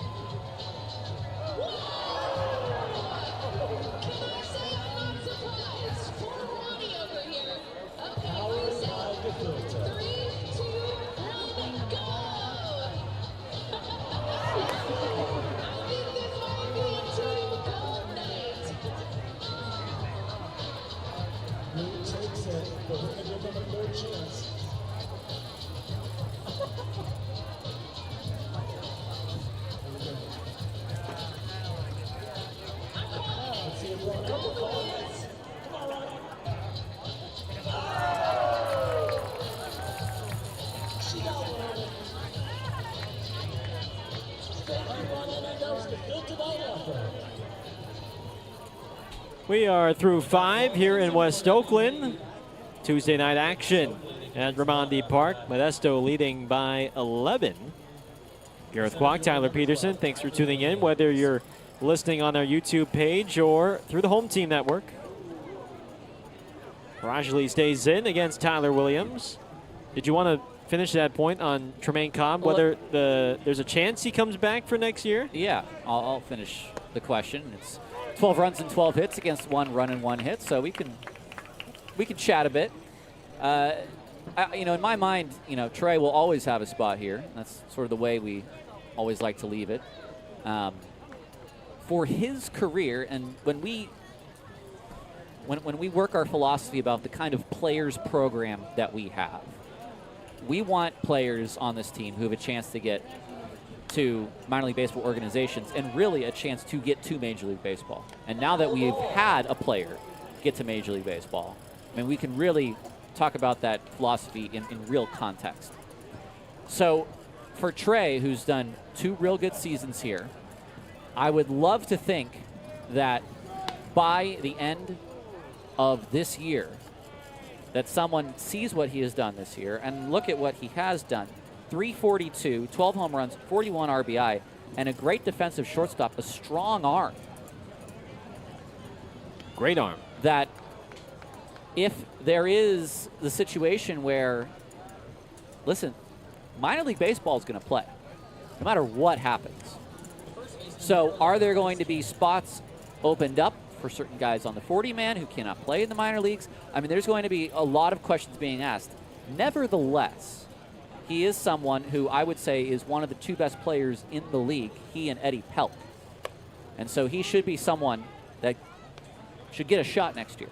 Well, Aaron Miles has said before that he believes he's the best player in the Pioneer League. And for a guy that had his OPS jump by nearly 200 points, and he was at 808 OPS last year and now at a 986 OPS at the end of this year. And I mean, the minor leagues, they're going to play. They have to play. Those guys down in from AAA through single A, they need to play. And Bryce Cannon has just hit another.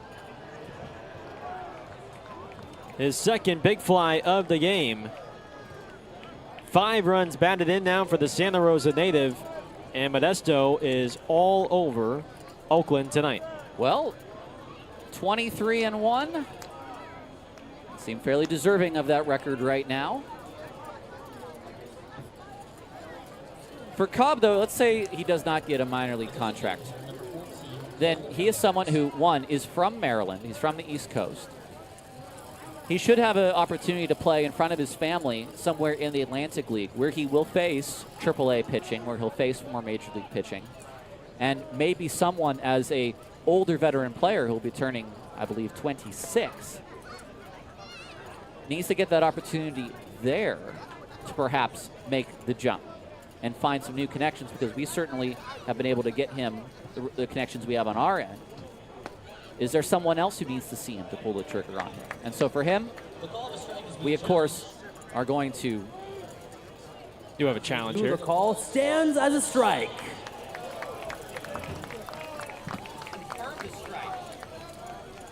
Modesto Roadsters are out of challenges. Modesto out of challenges now. Fellows hits a high fly ball to deep center field, and that will go. Second pro homer for Cole Fellows, and it's the 4th home run for the Roadsters tonight. Well, that's the same pitch as Cannon's home run, except that one went 412. Well, Modesto's out of challenges, but Fellows doesn't really care because of this swing. Wow. Well, back to your point on Yes. Trey. So I think, can't speak for him, but through what we've seen the past 2 years, it certainly feels like he is ready for that next step and perhaps that challenge of maybe seeing some AAA arms either in the Atlantic League or whatever league it is. But now, here's the funny thing is, we have always said, and listen, we as a program have a reputation through other teams in other leagues of really supporting our players, which is where we want to be. And look at how decimated the team was after 2025. Milliken and Collier and Almanza and Buford and Druick and Shorts and Richardson, all of those players moved on to other teams, which is sort of almost by design. that is a fair ball down the left field line for Liniak, who is seeking his 3rd double of the game, and he has it. So for all those players that moved on, some have performed well, some have not. And is that something where some guys should have stayed back or not? I mean, some guys like Christian Almanza, for everything he did, he's now moved on with his life to the next stage. If he came back and had another year, maybe that wouldn't have happened. Who knows? But I think for Trey, his first option is to try to get a Major League contract this offseason into his system. If not, try the Atlantic League. If for whatever reason he comes back, we will love to have him. It's a call to the bullpen for Oakland as Harajli departs. We'll be right back here in the 6th. Also on this wonderful Tuesday night, we'd like to welcome Temple Beth Hillel to the game tonight. Thank you so much. Also, Temple Beth Abraham to the game tonight. Also, a shout out to Temple Sinai to the game tonight. Temple Beth Jacob to the game. And also, we'd like to welcome Congregation Nivitiot Shalom to the game tonight. Thank you all so much for being here tonight. At David's Monday.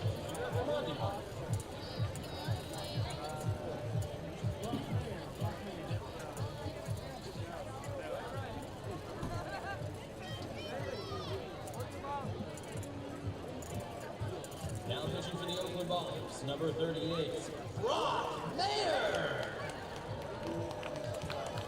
This pitching change brought to you by Barks. And now it's time for the cap shuffle. Eyes to the video board now. Let's see if you can see the Oakland Ballers. Follow the ball. Away we go.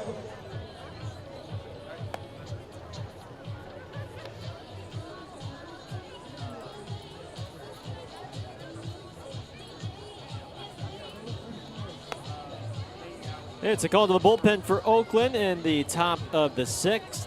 Modesto has scored 3 more on a pair of home runs. Brock Mayer, the soon-to-be 22-year-old, he'll be 22 on Thursday.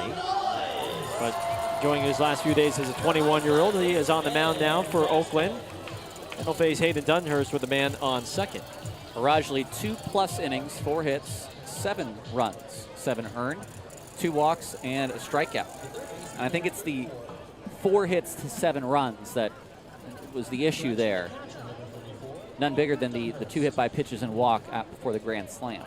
Well, that's where the whole performance for him spiraled. The first 5 retired before hitting 2 batters on consecutive pitches. A 4-pitch walk to Turilli, and then Sutter took him deep, 421 feet to left, and Modesto was then able to hit 2 more home runs off of him. We are knee-deep in our chat GTP for tonight, in which I'm taking off my announcer headset and maybe shuffling up the press conference microphone for questions as I put on my assistant GM hat rather than my broadcaster hat, at least for the questions. If folks want to have any questions, comments, or air any grievances about the year, I will try to answer them to the best of my ability. Another one from Dr. DeViz. The club has added a lot of new players fresh out of college. Is the expectation that we'll be able to bring back a core next year? Well, it's certainly the way we've kind of set up this second half, which of course did not start out very well, and we want to compete as we are 5 games out, potentially soon to be 6 games out, depending on the end of this game. But we want to take a group of players through the end of this second half. The team that you're looking at right now. One hopper to O'Sullivan, long throw from deep in the hole, and they got him. Great scoop and great stretch by Jeter at first. And there's a lot of players that, as you've seen from the last couple of years, that Oakland has only kept around 1 or 2 years, which is consistent with team philosophy. So there are players that we're bringing in now to have them for half a year, anticipating a chance to have them next year. So if you look for the players that Oakland has just added, let's just say in the last month. So, you know, Connor Smith, Brennan O'Sullivan, TJ Rogers, Tristan Moore, Logan Johnston, Mitchell Sanford, David Thomas, Griffin Smith, Julio Rosario, Christian Diaz, Nathan Darden. Chopped to third. That is a foul ball. Nice work from Allgaier, all the same.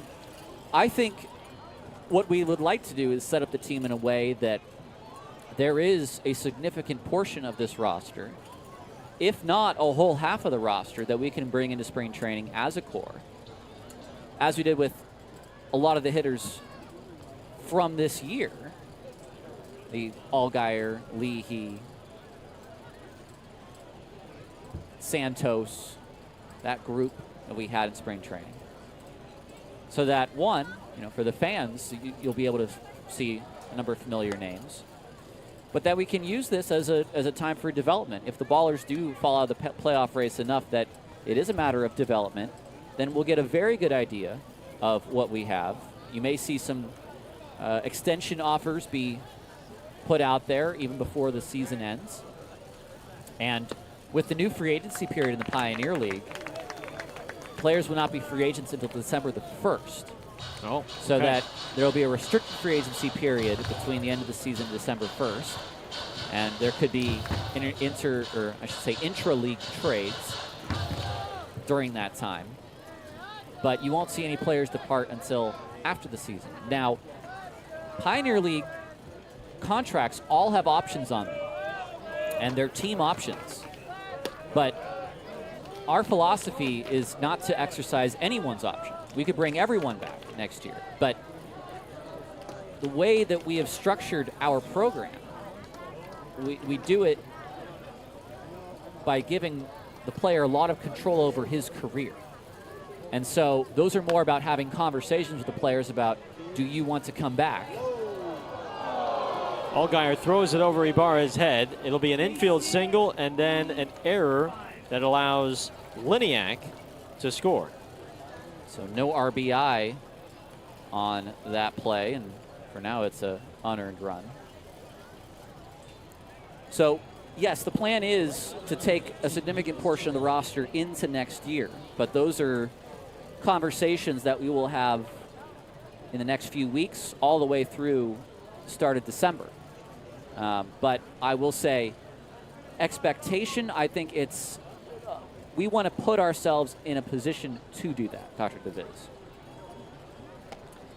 I'm just convinced Dr. DeViz is using this YouTube channel as his forum to interview you for his next Dispatches article, whenever that's going to be released.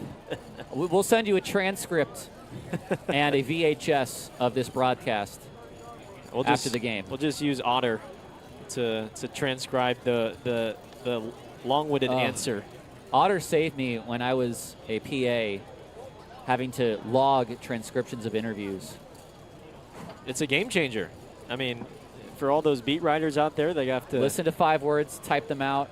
What did he say again? Oh no, type it again. A lot of football interviews. Oh my goodness. Yep. I mean, all those press conferences that those coaches go through, and some of those press conferences can be, what, 30 minutes long? Yeah. Alexander Hamill, another question. If we get to 16 teams in the league, a big if, I know, any chance we move to a bracket for the postseason? Well, we will not have 16 teams as of next year. Who knows if the league does expand that far? A bracket for the postseason. I mean, in certain ways, we already have a bracket for the postseason. We have semifinals and finals. But I do not think you'll see expansion with the league because it is a league that still prioritizes player development over really anything else. And I think the natural sort of setup that it had from its days in minor league baseball might still stand there. Now, having only 4 teams make it out of 12 or 14 or 16 might seem a little bit rough. I mean, if it was 16 and 4 teams, then you're really getting only the best teams. Well, hey, in AAA, in the 20-team International League, there's only 2 teams. There you go. That qualify for the postseason, whether you like it or not. It's you got a first half champion, and then you got a second half champion, and then they duke it out for the right to be the International League champion. Of course, in AAA, they do have a national championship. They play against the Pacific Coast League.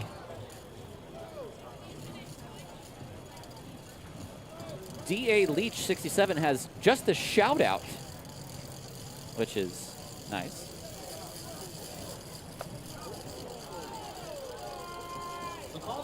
You got a challenge here from Calora. After review, the call is confirmed a ball. Looks like a strike to me, but that's why I'm not back there.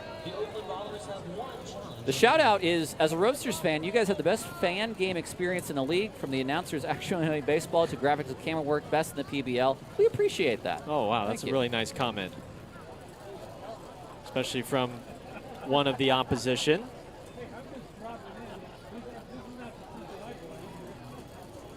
So Torelli walks, and this will bring up Sutter. 8th man to the plate for Modesto. Alexander Hamill asked, is the broadcast booth getting a bathroom upgrade next season too? Now, I make my runs all the way down the left field line, and last year during 60-second radio breaks, those were sprints. You're just hauling, right? Yeah.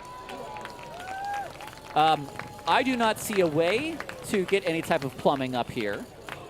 I don't see that happening. I would love it. It would make things a lot easier, but... Have you ever on a call just been like, we'll be right back, boom, get out, and then and take the leak, I have come back? thrown my headset with my mic off, and I told Ben, if we come back, just say something. And Ben gets on and goes, hello. Maybe for the last game of the year, I'm just going to give myself an excuse to use a bathroom, and then there you go. Ben can hop on. At least nobody, well, I haven't had to do it, and hopefully you haven't had to do it, but none of us have pulled a Joe Buck where he's taking a leak in a trash can while he's commentating the action. Yeah. Oh, I don't know about that at all. This was a Hall of Famer, folks. Yeah. During a football game, he had to go so bad, He was calling a touchdown during the middle of a play, and he was leaking in the trash can. And on that note, we are through the top of the sixth. 16-1 Modesto. Ballers up to bat after this.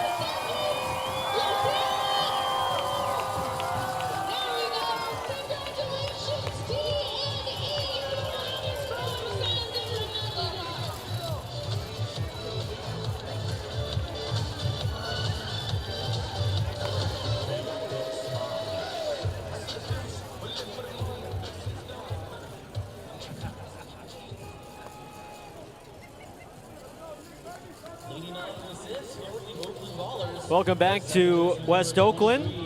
It's been all Modesto today. Roadsters with 4 more in the 6th. And it is 16-1. Nick Leahy leads off against Omar Serrano. Serrano has been almost untouchable in this game. Just one base runner, and that was a home run given up to Mitchell Sanford in the 3rd. You take away that, and he has been unhittable. 1 run on 1 hit allowed.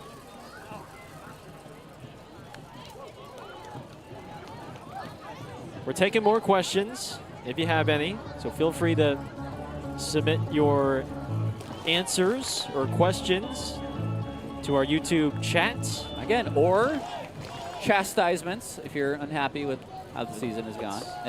You can play William F. Buckley tonight if you'd like.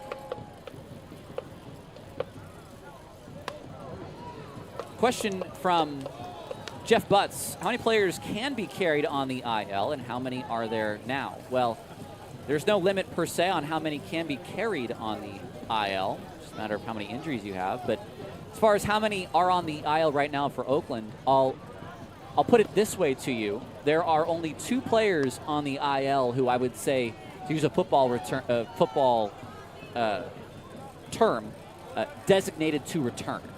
And that would be Charlie Hurley, who can come off as soon as tomorrow, and Reed Butts. So those are the only 2 guys right now who are on the IL that are in the mind of being activated. So 28 players with Oakland right now on the roster in the dugout, with 26 active.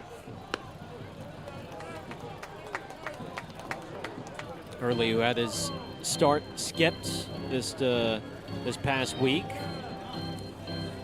Tarek Ansari is coming with a whole different kind of question. What's my all-time favorite band? Oh. And I don't know if I could just say I have one favorite band. I've got a rather eclectic taste of music. Leahy dunks one in the left. First base runner since the 3rd for Oakland. And just the 2nd hit. I like a lot of music. I wouldn't say there's one band who I've followed or listened to all of their albums. I think you like to share make sure everyone is represented in your music taste, right? No, you're not. I consume my discriminating music, anyone. I consume my music differently, I suppose. Yes. I think that's like me. I think I I just share the wealth amongst everyone. Ben wants to know, is there a way we can play the San Quentin Giants next year and either live stream it or at least record the game, then edit it to release on YouTube? I think that's a conversation with the state penitentiary system.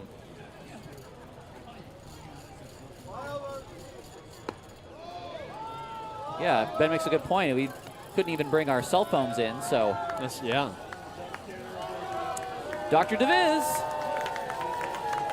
Last year, the Bees traded picks for bins. Could we see the Bees trade for picks as the playoff picture takes shape?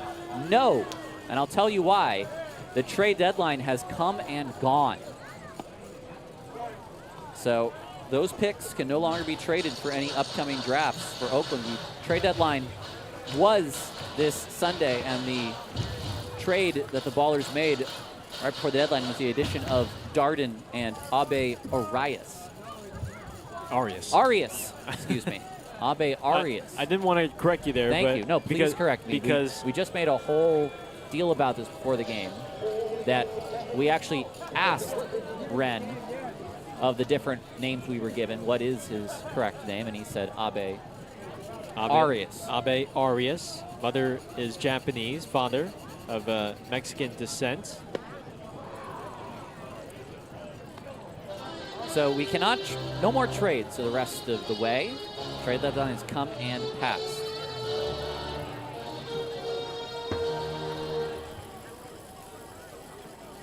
Mr. Waffles makes a note. Who? Mr. Waffles, the dog, in fact. Oh. Would have been nice to see how we would have done if we'd managed to keep the pitchers we lost preseason. It's an impossible game to play, the what-if game. That's dropped. That's an E4. A fielder's choice, E4. That was going to be a 1-4-3. Well, at least a fielder's choice, so Sullivan was hustling hard out of the box, but that is not on the transfer. That is a drop. No, the what-if game is one you cannot play, and it's what if Draymond was healthy in the series. It's just he didn't get suspended. There's nothing you can't. That's not what happened. It's not reality, and so it's nothing more than sort of around the fire fodder, which is time and place for that. But unfortunately, you can't really play that game. That's not where we are. And you can look at everything in hindsight with how the injuries played out and with how guys got picked up. But like you said, it's impossible. And I've always had coach from last year say you're sad to see them leave, but you love to see them go in terms of moving up to that next level. Guys like a Gabe Tanner or a Dante Stewart earlier this year. Question from Ballers Love P5R. Tyler, will the schedule be more diverse next year? Tired of just seeing and losing to Modesto and Long Beach. I have a inkling that the answer will be no, because if we get enough California teams, then there should be less difficult travel schedules. So insofar as we probably will be playing California teams more, which will reduce costs of travel and could have the odd trip to the mountains. And with the announcement of the team in Irvine, yes, that puts the total amount of California teams at 5. Here's Tristan Moore. Moore's going to pinch hit for Santos here. So right now a team that has been added to California for a 5th California team. Will we see another? Will we see Red Pocket stay? Will we see Red Pocket go? I think those are a lot of questions that, yet to be announced, I suppose, or how the league will handle it. Well, it's not easy figuring out those logistics to those mountain states and vice versa for those mountain states. Flying to Montana, my friend? Down to California. Oh, yeah. I mean, it was actually a pretty decent route to go up to Seattle and hang out there for a little and then make our way to Missoula. I'm sure James could tell you a lot of stories about the layover in Portland last year. He told me about that. He told me about the long bus ride to Ogden, to Rocky Mountain, and they beat their luggage there, I believe, or something before the bus did. Or the bus beat their flight. I guess their maybe originally scheduled flight. Alexander Hamill with another. What's next on the park beautification plan for the off season? 2 years ago, the Ballers helped get shade trees planted along the sidewalk, and this year they did some native planting seeding. That's a base hit for Tristan Moore. It'll move everyone up 90 feet, and the Ballers have the bases loaded for Jake Allgaier. Alexander, I don't know. I actually am not really part of those discussions. I know there's been talk about bathrooms and BART cars and a lot of other things.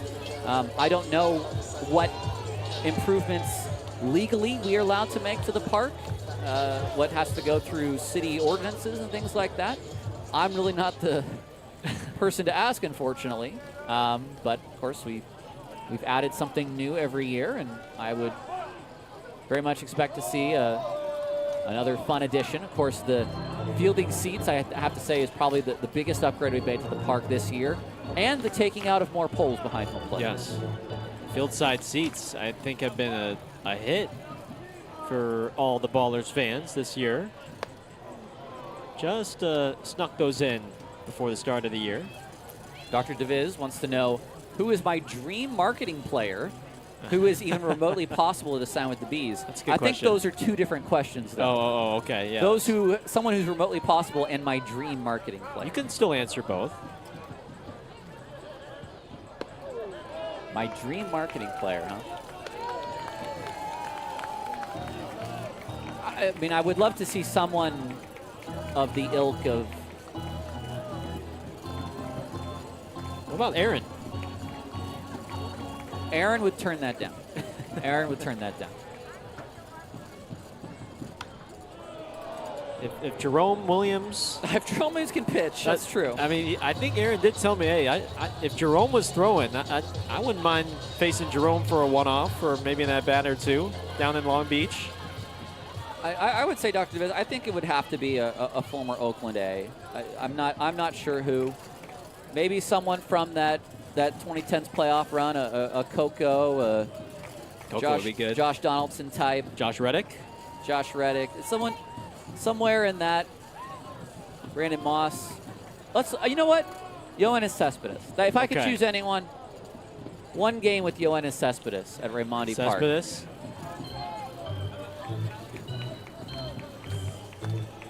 That's who I would have to go.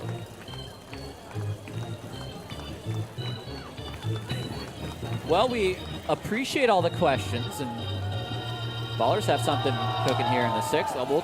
We'll take any more through the end of this inning. How about that? Yeah. Fire away. This is flipped out to left. Flagged down by Liniak. But here comes Leahy. And it's a sac fly for Allgaier. It's now 16-2. Well, that's going to be an unearned run. But it will be an RBI. Leahy would have been out at second base. Still just 3 hits for Oakland.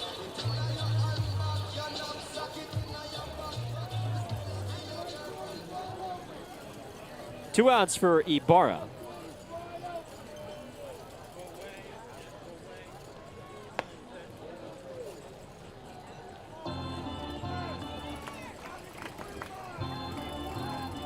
Well, we were talking about Trey perhaps taking that next step. I think Omar Serrano is a guy that needs to take that next step for next year, perhaps.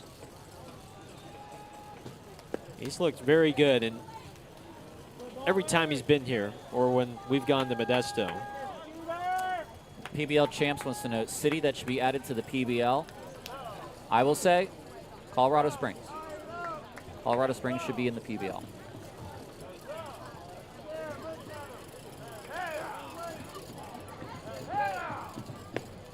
AAA ballpark with a major international airport within an hour. How far from Denver? The airport is about a half hour from Denver. Okay. I will say. The airport's way out in the Nebraskan plains of Aurora. But Denver itself is only about an hour away from Colorado Springs.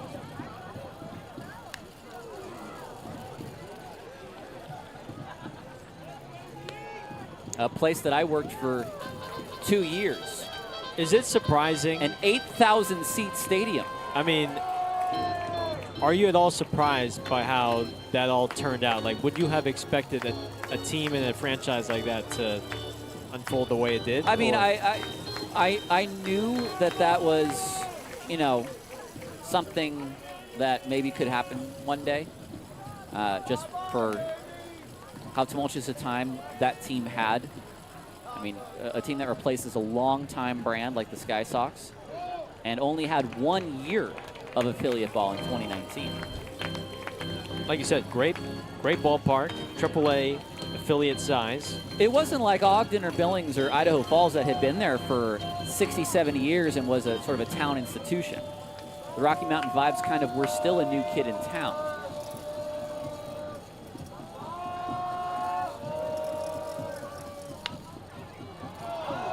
Under the glove of Cannon.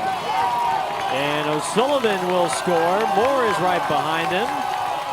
That is a double for Ibarra to make it 16-4. Both of those runs will be unearned with 2 outs. So it's 3 unearned runs this inning.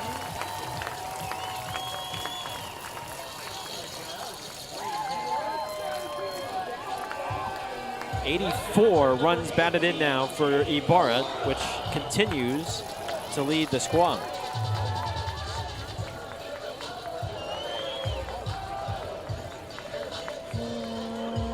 Any chance of an exhibition game with the SF Firebells, which would be the team that is playing in Indiana, right? The Women's Professional Baseball League team. I believe that is the name of the WPBL team. Yes. I would say if they have any way of getting out to the Bay Area, they actually have no ties to the Bay Area, which is a little tough, but you know, why not? Maybe something along the lines of some sort of charity exhibition match. Yeah. The problem is that their seasons may not coincide.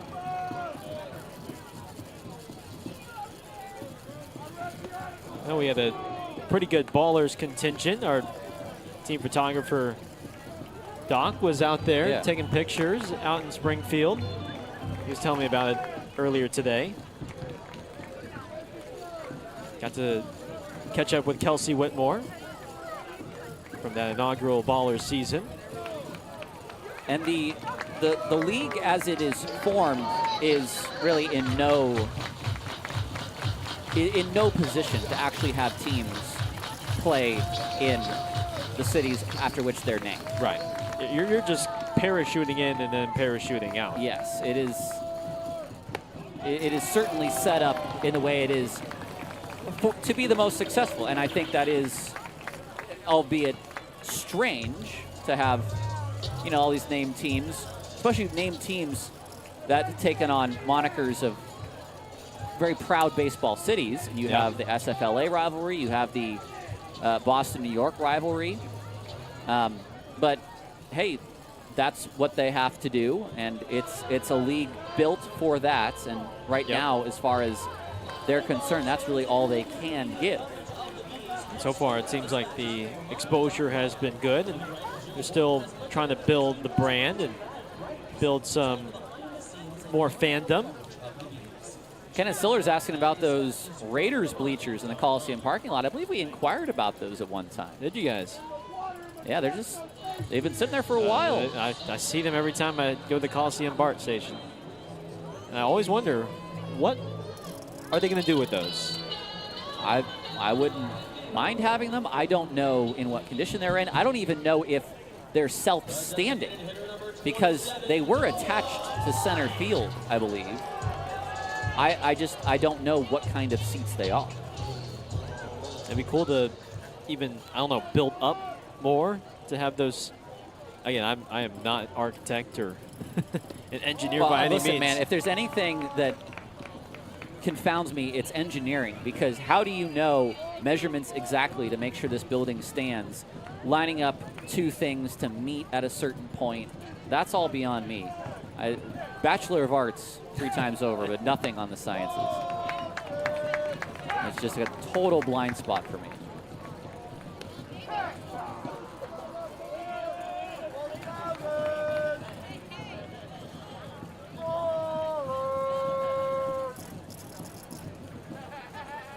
Two 2-0 on Noah Blythe.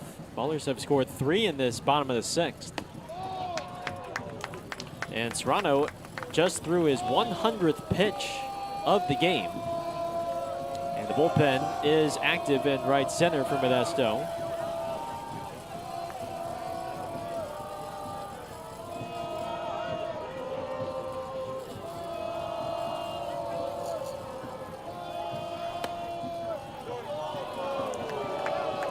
There's a pitcher strike on the inside. And you know what? He's earned it. 66 strikes to 35 balls. He has earned that pitch tonight.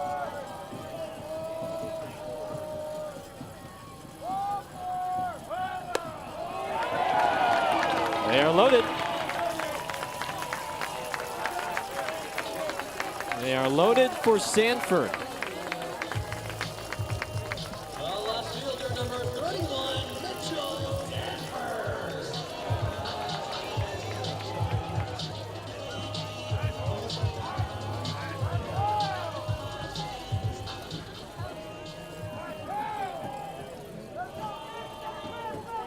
Bases loaded for Mitchell Sanford.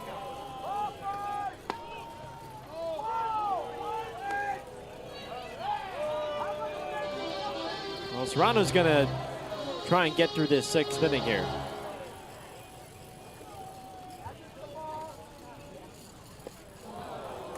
Ahead 0-2 on Sanford. Any last questions? Feel free to submit. I thought I was going to get, why did you trade Trimble? What happened? I've been all very pleasant folks, as our fans are. They didn't come after you? What are you doing? Inning over. The Ballers score 3 on 3 hits. 7th inning coming up. 12-run lead for the Roadsters on Ballers TV.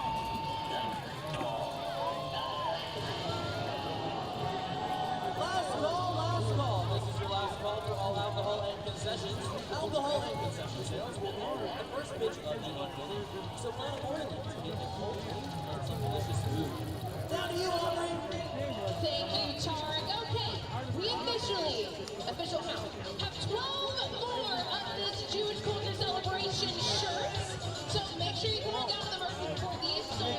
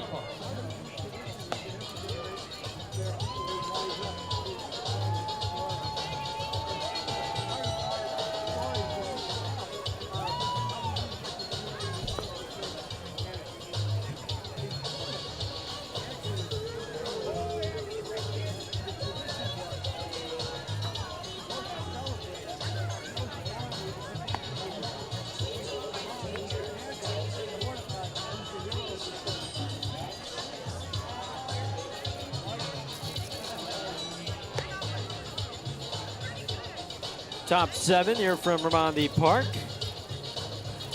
Modesto leading 16-4 in search of a 15th consecutive win. Yes, that would be their 15th consecutive win, a 23-1 start to this second half for one of the 3 new expansion franchises. Brock Mayer still in against Tyler Williams.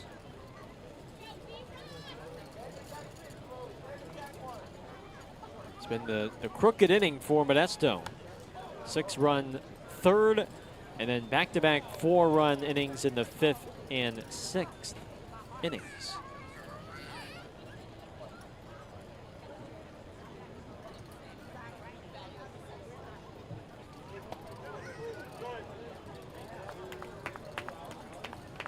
$2,604 folks.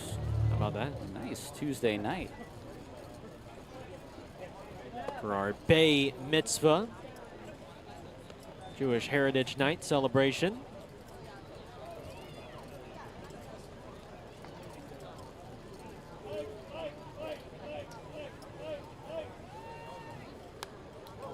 Foul back. Still 2-2 on Williams. Couple of defensive substitutions for Oakland. Isai Santos out of the game.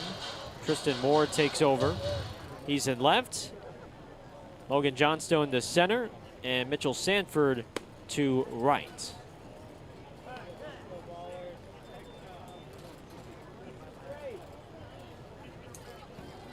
Three and 2 on Williams. Bryce Cannon on deck.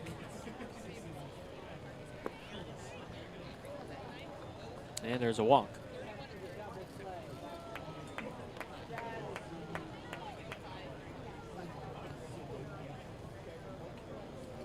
The first baseman, number 11, Bryce Cannon.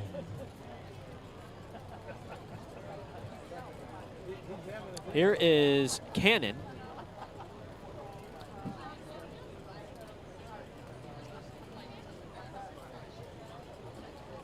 Two home runs for him today.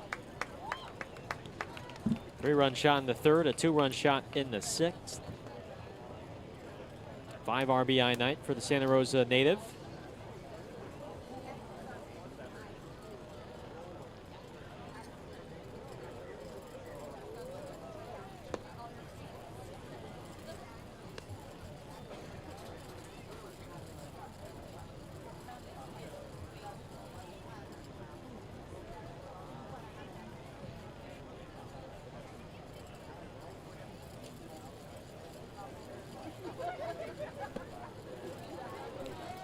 Two and one.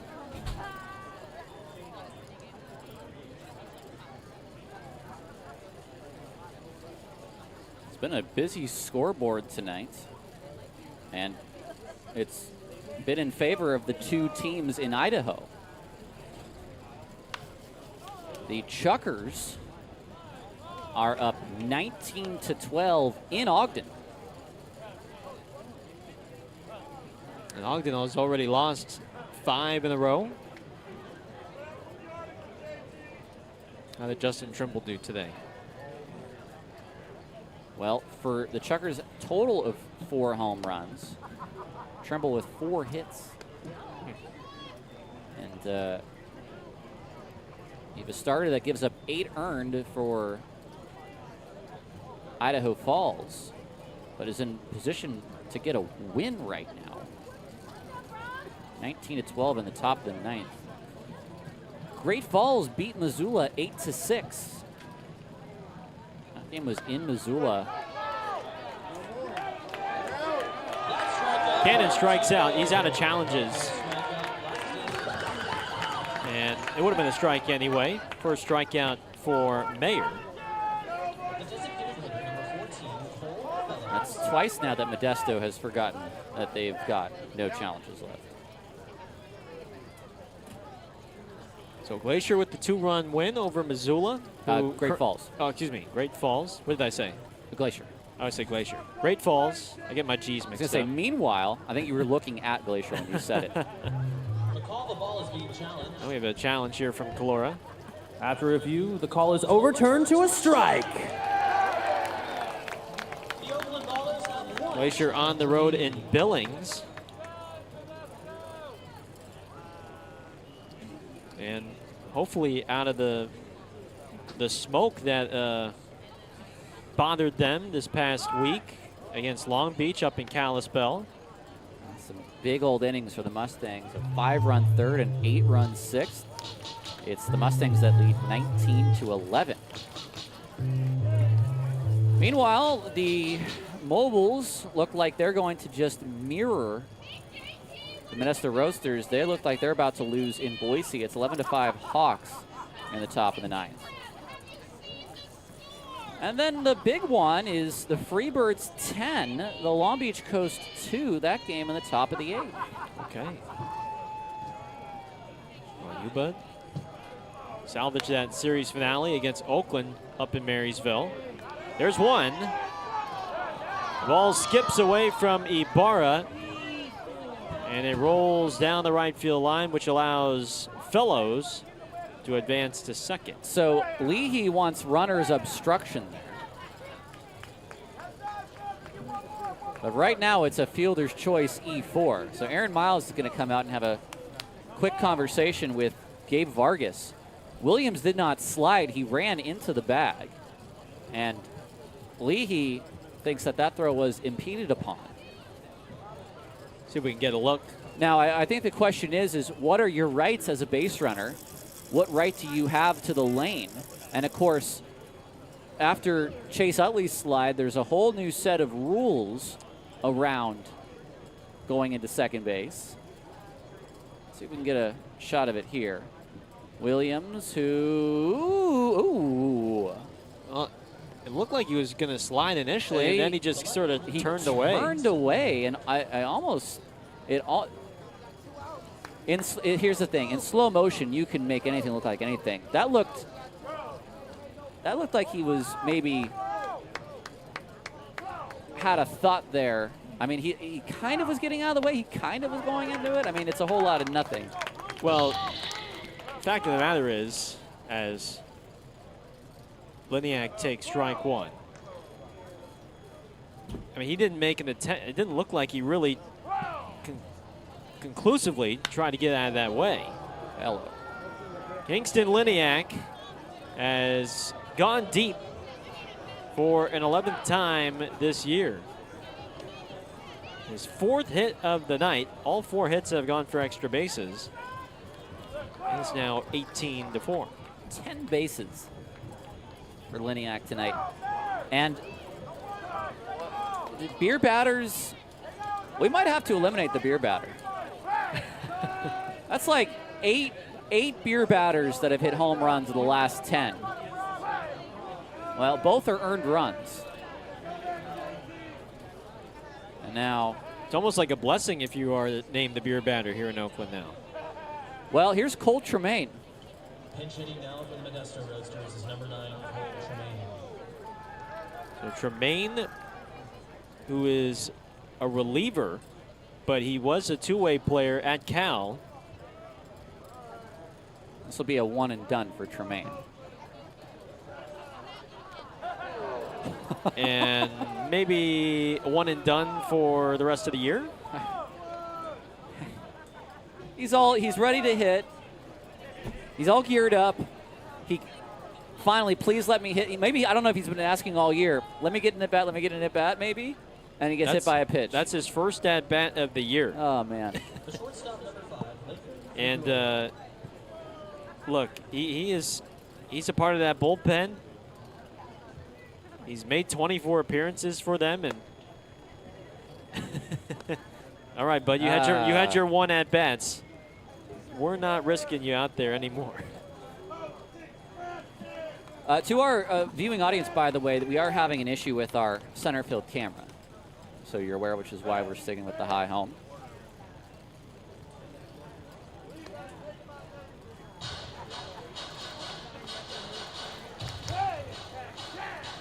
And it was not because a Modesto home run hit it.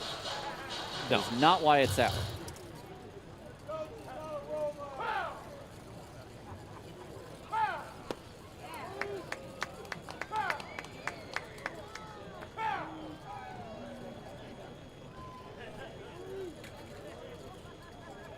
2-1 on Figueroa. Former Braves farmhand. Mayer keeps it in front of him, and he throws him out to retire the side. 2-run homer by Liniak. Modesto continues to lead big here as we hit the Planet Fitness 7th inning stretch.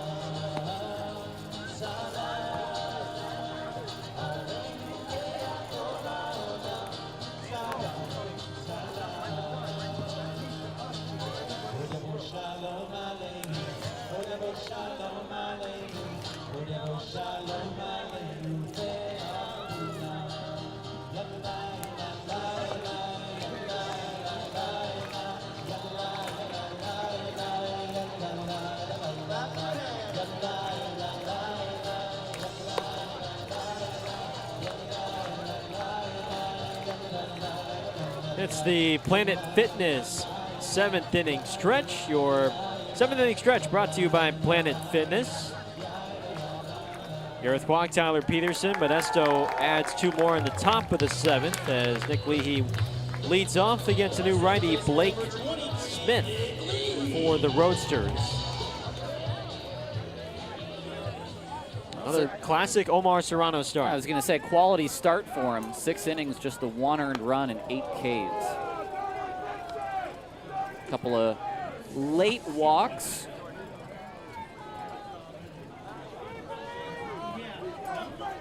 I mean, he had allowed just 1 hit and 1 run through 5. That was a home run by Sanford.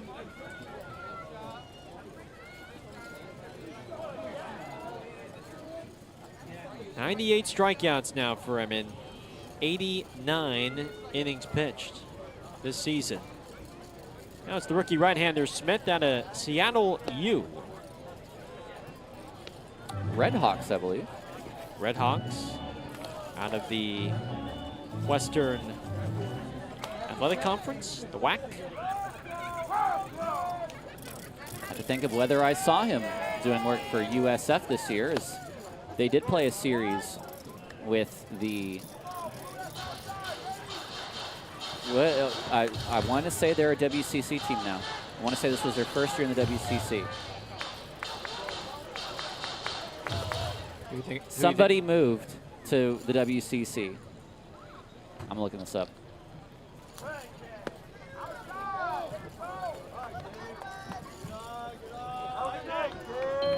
Yep, there they are, Seattle U. That's the team? Yep. Oh, so I'm sorry, not the WAC, WCC. It was their first year as a WCC team. Okay. Oh! Is off of Dunhurst, who already took one to the foot earlier today.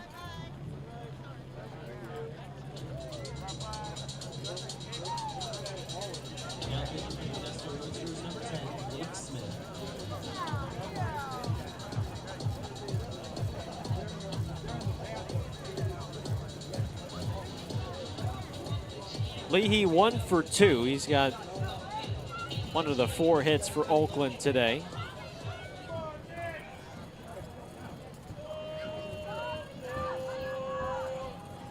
3-2. Up high for ball 4.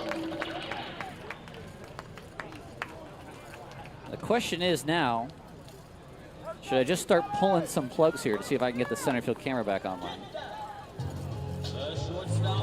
I say, why not? Got to be something. Alexis, if you lose a camera, it's going to be because of me, but we're going to try to get the center field camera back on. It's one of those blue boxes. We're gonna reset. I'm going to reset some of these. We're gonna reset a camera live on the broadcast. This is live troubleshooting. Yes. As it happens. Can you get a shot actually of Tyler? Look, this is Tyler. That's right. Alexis, get a shot of Tyler here. This is a man who has done some production work in his life. No one wants to see this, honestly. Oh, a fan has just sprung to life. I can feel it. Oh. This is tapped softly up the middle. Figueroa gets one. O'Sullivan safe. Well, at least we can tell you that you should have our high home camera, because that's not one of your cameras, it's one of ours. But we'll see. Is that a 6-4 put out there? Or 6U? 6U. Oh. I got to do a little troubleshooting of my own. Got to edit that. See, there's just certain plays in the system that's just muscle memory that you forget. Actually happen.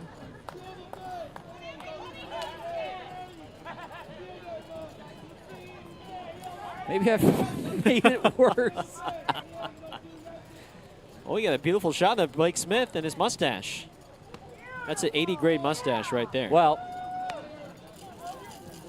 we're Brendan-less today, so I've been waiting to call radio. Maybe I'll finish the game off radio style. You're gonna channel your back to last year. It's been a while. John Stone rolls this foul. It may have to be that way. I think I got to flip the switch here too. I guess we do not. No wide shot right now. You know, it's sometimes you just, there we go. We got a wide shot there. There we are. Well, there was a game that I had to call on the Cape, and our only camera was from the first base dugout. The entire game.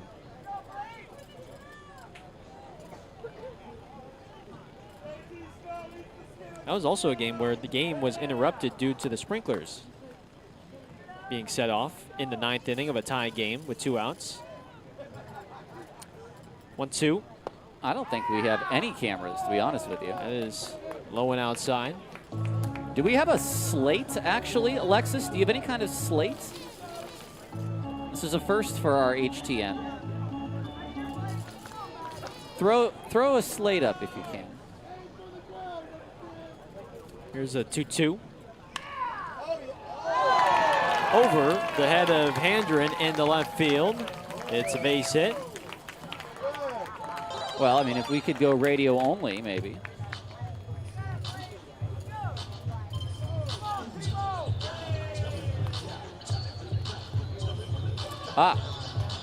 Okay. So we may have the cameras back in 1 second. So maybe we just needed a full reset. You did it. I shouldn't jump the gun yet. Maybe not. We'll see. Shouldn't jump the gun just yet. Oh, okay. Well, we have some cameras. We'll be thankful for the cameras that we have right now. Yeah.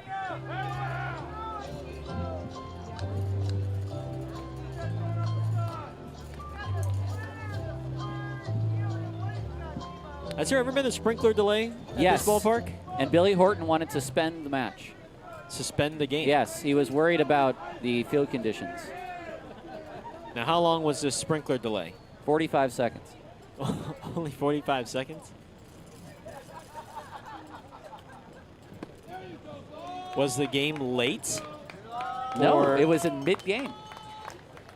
No, I guess I should say what inning was the game? It must have been, what, the 4th? Something like that? Only the 4th inning.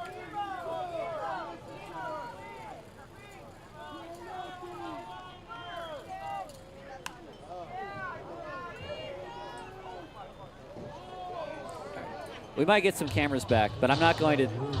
Or now what? Oh, a drone. We have a drone delay, folks. Here we go. We have a drone delay. It's flashing green up above the mound. Well, PETA, I don't know if you can get a shot of that. Oh, where is it off now? It's coming over our heads here in the press box. I think the umpires. Oh, it's flying away now. Okay. It's probably just somebody here outside the stadium.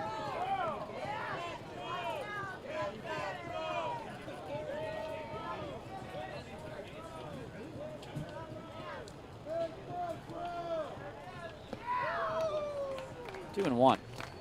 That's your job. There you go. 2-1. My. Hey, fact checking the count.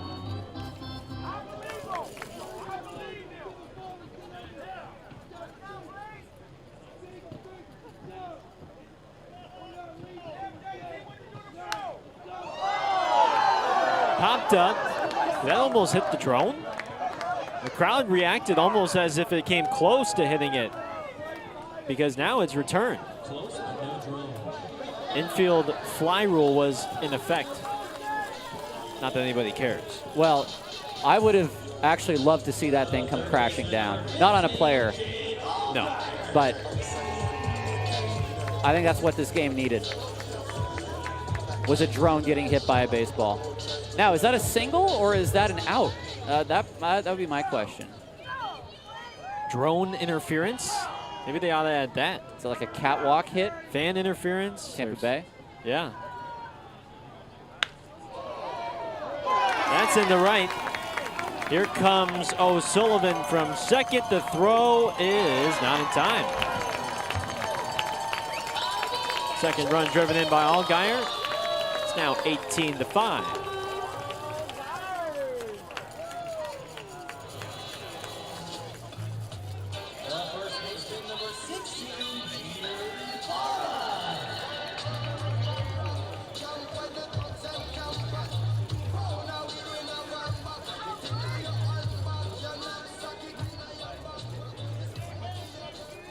Here's Ibarra. Jeter is 1 for 3 with a 2-run double back in the 6th.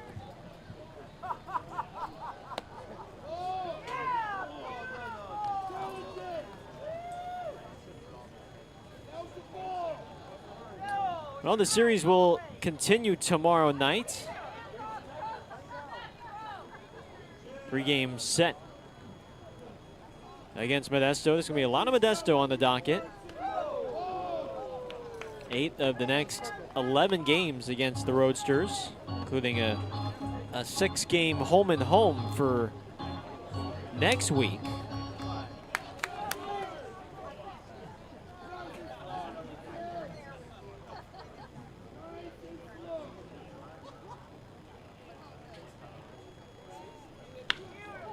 On the ground and through. Another hit for Jeter. Here comes Johnstone. The throw to home is not in time.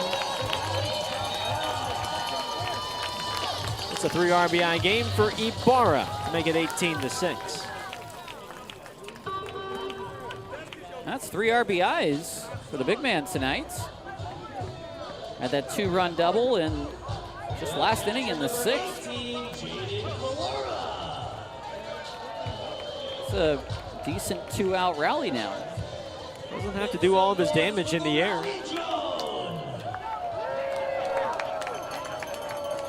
Jaden Clora digs in now with 2 outs.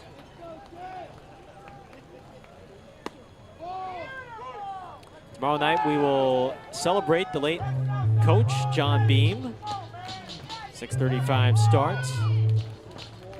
We'll have the Ballers pregame show at about 6:18.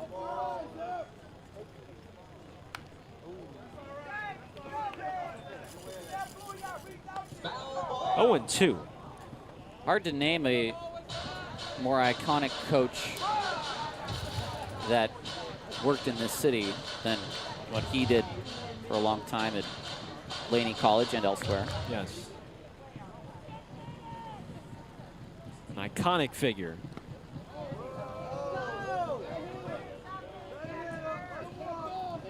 You could not even know about Laney College, and you could still know about John Beam. And more than 30 of his former student athletes going on to play in the NFL. But beyond that, more so just the men that he developed at Laney.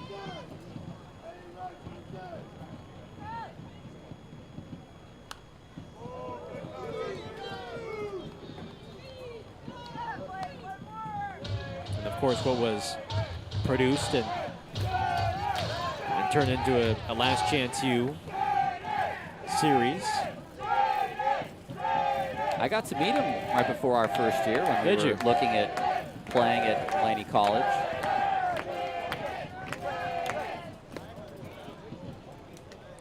Back pick a throw to second. Why? Did that hit Allgaier? Yeah, it did. The throw was low, and it was going to hit him in the back. Maybe it just missed him. I think it got him. Let's see here. Oh, ow! Shoulder blade. Hey, Jake, really? Jake's like, that's what he's really? saying. That's literally what he's saying. I can't read lips, but I can read lips decently. It was a really, come on, man.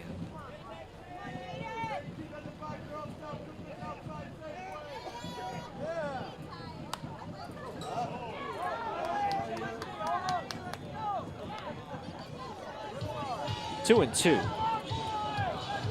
How long did you get to talk with Coach Beam? I got to meet him, I think, on a couple of occasions, and he sat down to be interviewed for the documentary. And I mean, at that point, that was, you know, we were working toward an arrangement at that field to play there. Strike three called. Calora is going to use a challenge. After review, the call is overturned to a ball. Call's overturned. Yeah, because that was, I mean, almost a done deal, right? I mean, finalized? Pretty much. I mean, it was a very late pivot when we had to, at some point we had to get a for sure. Not just a maybe, not just a let's work toward it, but something that we could actually do. And I think when that time came and Ramadi became available, it happened.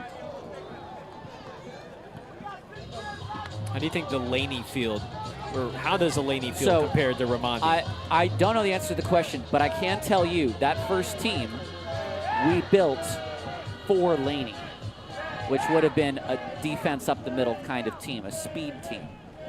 And we recruited based on that field. Is that turf? Is that turf? It was turf. We did not recruit the team based on Ramadi. Round to the second. And that will end the inning. 2 runs in for Oakland in the 7th. 8th inning coming up. 18-6. Roadsters on Ballers TV. And on Thursday, we're raising a glass to Oktoberfest, and we're turning Scrappy Town into a beer garden with 8 different breweries bringing their craft beer to the ballpark, and it's also singles night on Thursday as well. Come out this week to Ramadi Park. Down to you, Aubrey. All right, Ballers fans, it's time for the Scrappy Dance-Off! Here are our amazing contestants. Sammy, representing Team Gold, Atticus, representing Team Green. What you guys are going to do is you guys are going to go head-to-head in a dance-off, and Scrappy is going to choose the winner, okay? Okay, Sammy, you are going to go first. He likes to go by Michael Jackson. That's his nickname. Are you ready? And dance. Turn around that way, dance. Right there, perfect. Go ahead. Go ahead, Sammy. You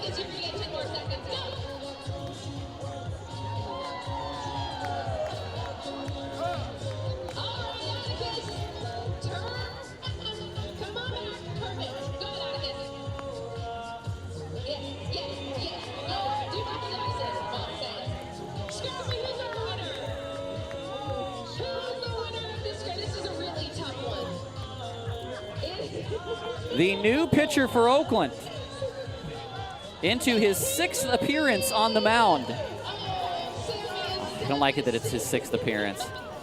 Noah Blythe, the lefty. Oh, no, that's not really a brag. No, it's not a brag. It's 18-6. The Modesto Roadsters lead. And the first pitch is caught by Brandon O'Sullivan. 1 away. Blythe is the DH. No more. He is now the pitcher. No other changes for Oakland. And here is Logan Sutter. The ephus, which does not register. Another ephus. Ibarra. 2 outs. That one did not register either. It's too slow for TrackMan. And Modesto has no challenges to That's true. challenge Noah Blythe's pitches like Yuba did. I guess that was the last time he was on the mound. And by the way, this is a magic 8th inning as well, begrudgingly. If you'd like to ask questions of the 8 ball, we will take them. A strike at 46 miles an hour. Ooh. That was at 58. All right.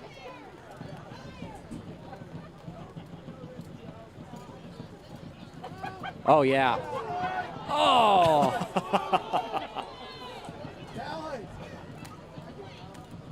The moon ball.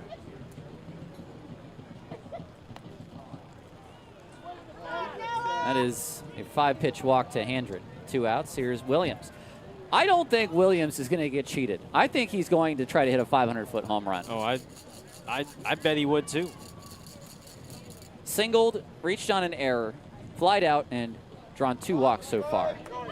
Take strike 1.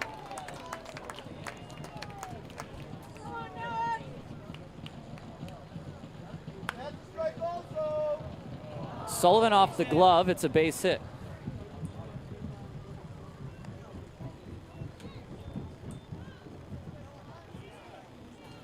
Tarek wants to know, Magic 8 Ball, should I go to the Giants game tomorrow afternoon? It'll be Giants and Astros. Tarek cannot predict now. It's too busy watching Noah Blythe pitch. 63 miles an hour. Revs it up against Cannon for strike 1. Underneath it to right center field. Johnstone. It's a 5-up, 3-down inning. 1 hit, 1 walk. Blythe, a scoreless 8th. Modesto leads 18-6 on Ballers TV.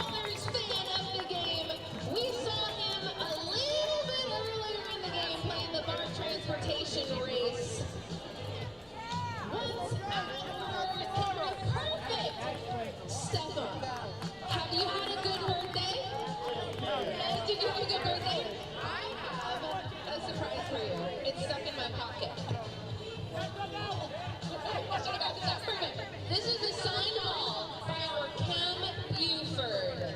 Cam Buford signed that ball for you because it's your special birthday. Thank you so much for celebrating it here with the Oakland Ballers. Can everyone say together, happy birthday, Stefan, on 3. 1, 2, 3. Happy birthday, Stefan.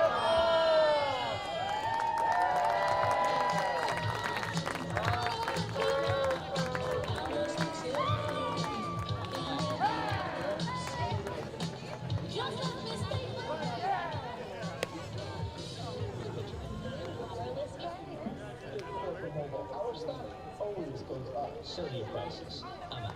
We're cheap, just like your coverage. We're Red Pocket, your new ultimate cell Only we give you all 3.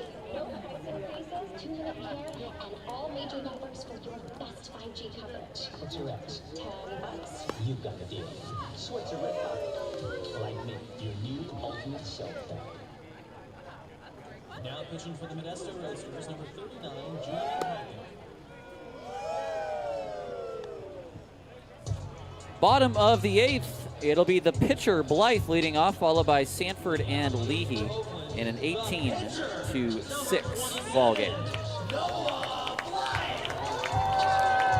Kenneth Stiller wants to know, Magic 8 Ball, will the Ballers experience a rainout before the end of the season? Science point to no. I hope not. No. Ballers have ever experienced a rainout. Challenge here for Blythe. After review, the call is overturned to a ball. Blythe will face the new pitcher. It's Julian Hachem, Hachem, 6'7", 240 from Erskine College, which I believe is South Carolina. Yes, it is. 5 games for him, 7 Ks, 6 walks in 4 innings. He's allowed just 2 hits. Batters are hitting 143 against them in those 4 innings so far. It's located in Due West, South Carolina. Wow, Due West.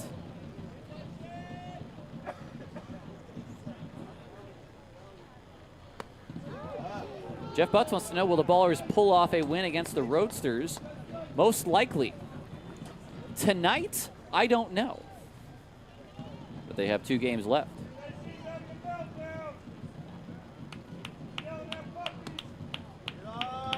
One spins outside. Tark, you did not address that question to the 8 ball. Jeopardy rules here. 3-1 to Blythe. That's ripped to the second baseman. Oh yeah, I said I would. This is my opportunity to do radio. I'm going to do radio. Why? Up to the plate sends, excuse me, up to the plate comes Mitchell Sanford.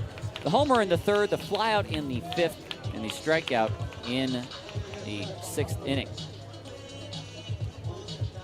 Left-handed hitter facing the lefty on the mound, Julian Hackem. Set at the belt, the first pitch on its way is a fastball called for strike 1 at 93.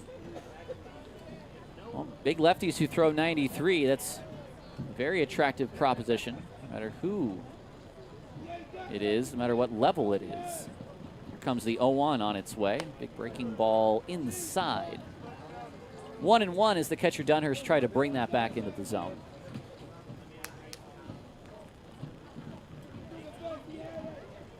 Slightly open stance for Sanford, the slightly closed stance for Hackett. The next pitch on its way. It's swung on and missed the pitch. Chase below the zone, that time 80 miles an hour. And it's 1-2.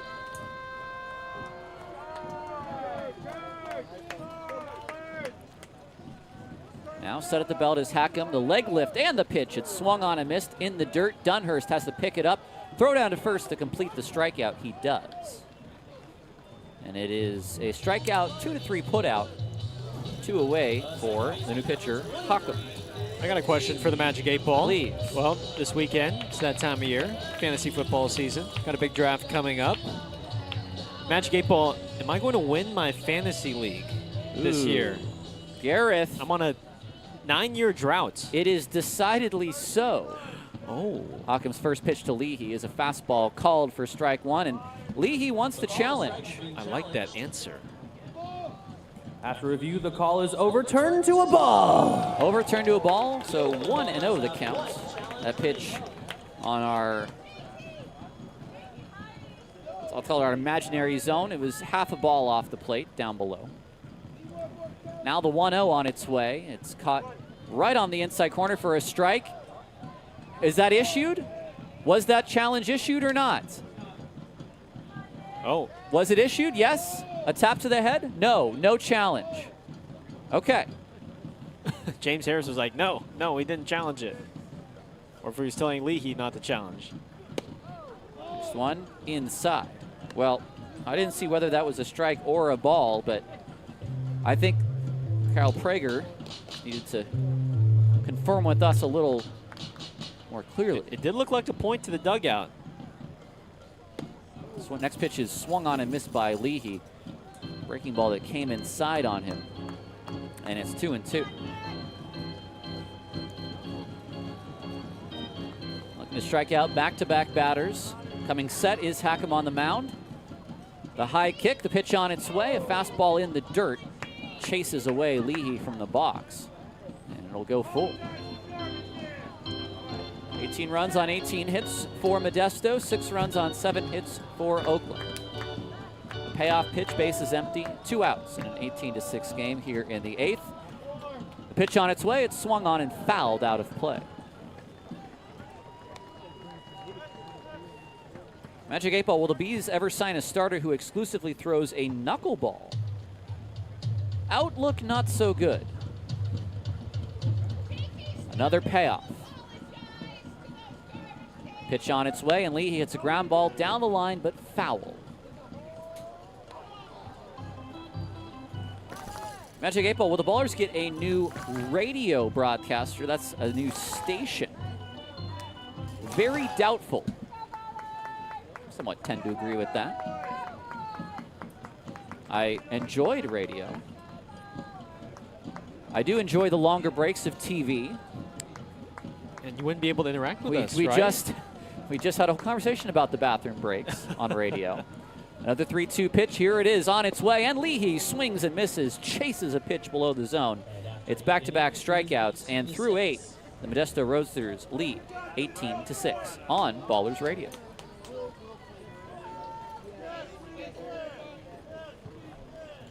Ballers fans, make some noise for the Oaklandish Cannon. Featuring 2-time Emmy Award-winning Casey Pratt.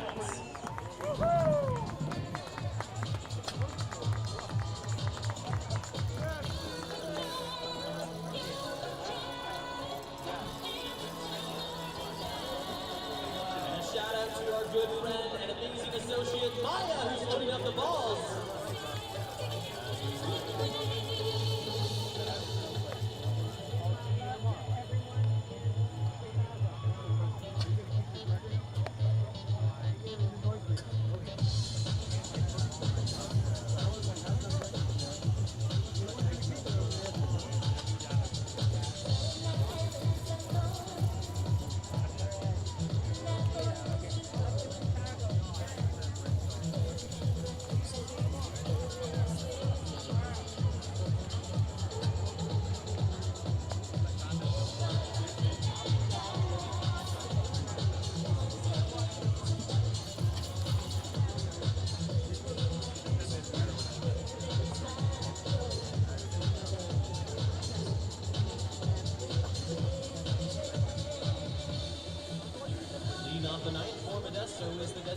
Here we are in the top of inning 9.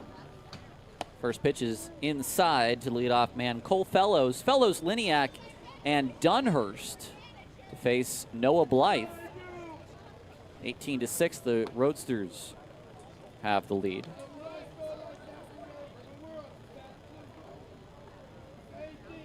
The ephus from Blythe, it's taken outside. It's 3-0. Fellows has scored 4 runs today. A walk, a single, a solo shot, and reached on a fielder's choice. The next one is poured in at 46 for strike 1, 3-1. Breaking ball, a touch outside. Now, here's the thing. No challenge will be issued as data was not collected. A challenge will not be accounted. As data was not collected on the previous pitch. He threw it too slow. The Ballers will have 1 challenge left. The Ballers still have 1 challenge remaining. The left fielder number And we have not seen that often, but with how throwly it's thrown, the first one into Liniak is a strike. A quick worker, Noah Blythe is. Here comes the next one, a big ephus that hits Liniak. And he'll take his hit by pitch. So a walk and a hit by pitch. 2 are on for Dunhurst. I think Cole Tremaine wants another at bat. The catcher, number 34, Hayden Dunhurst.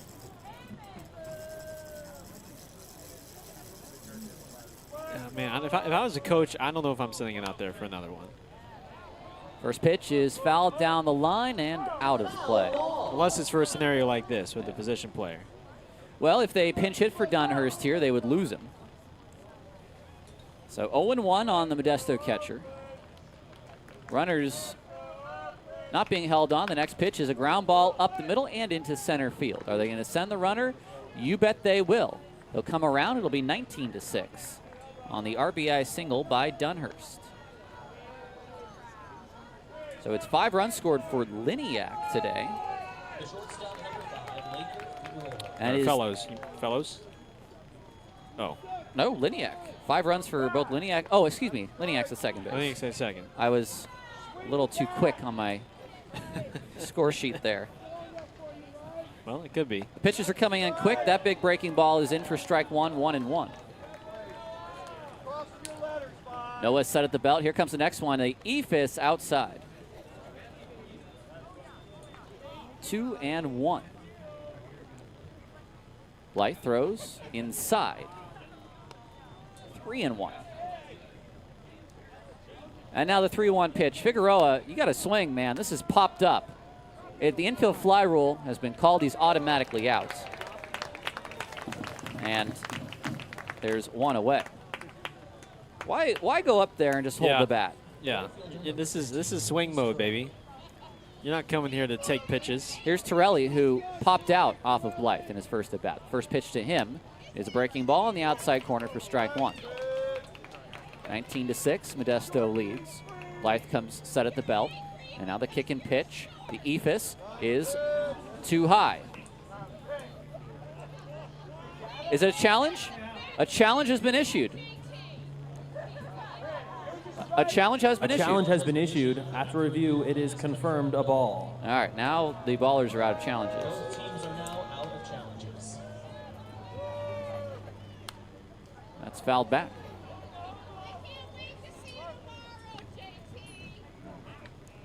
One and 2 the count.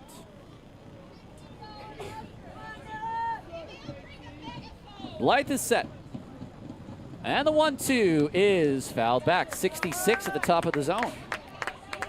You know who used to throw Ephuses during his starts? Zach Greinke. Yeah, work one in every now and then. Greinke would throw you off. There's an Ephus. Blythe to second for 1. The turn not in time. What a safe call by Brian Klein at first. I didn't see it. He kicked with arms. Oh, I mean, it looked like he was ready to punch him out. Oh, I'll get a look here. I hope we have it on the end here. 25, Logan Sutter.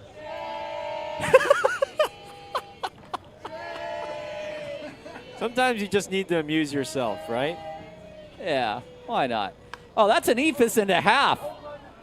And O'Sullivan has it for the final out. Noah Blythe, 1 earned run in 2 innings.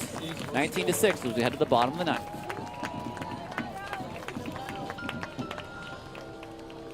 Hey, Ballers fans, James Harris here. One thing you may not know about me is when I'm not coaching the Ballers, I'm coaching the kids. I love the laughs, I love the smiles, I love to give back everything I learned to the kids in the community. Come out to a little Ballers camp, coming soon.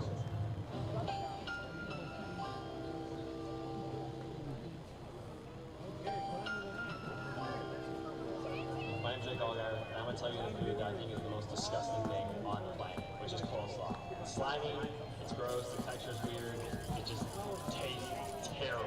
Every time I go to Cane's, I get double toast. I do not get the coleslaw.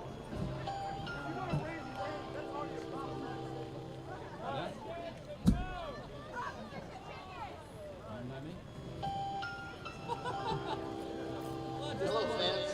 Something you might not know about me is my father was a professional boxer. He won the 1972 heavyweight Golden Gloves here in San Francisco and sparred with George Foreman, who was heavyweight champion at the time.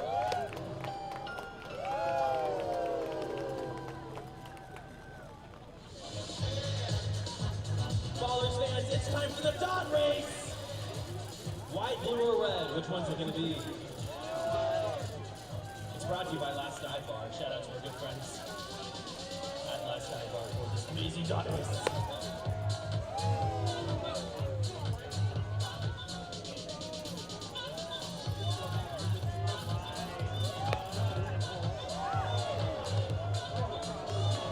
Blue has won Bottom of the ninth, Ballers trail 19-6. Lucas Alanis will be the new pitcher for the Roadsters. He'll face O'Sullivan, Johnstone, and Moore in this lopsided defeat right now for Oakland. They have to score 14 to prevent that. Oh, I have a take it to the bank for tomorrow, by the way. Do you? Yeah, Okay. I finished Game of Thrones last night. Oh. So I have a take it to the bank for tomorrow. We'll save that discussion. See, that's how I keep you hooked for those who stuck around in the ninth. You want to stick around tomorrow to hear what I have to say, because I know you all care so much. For those who have stuck around, I'm going to give you a digital Qua de Raimondi, because you are a hardy group. O'Sullivan is 0 for 3 today, but he has scored twice.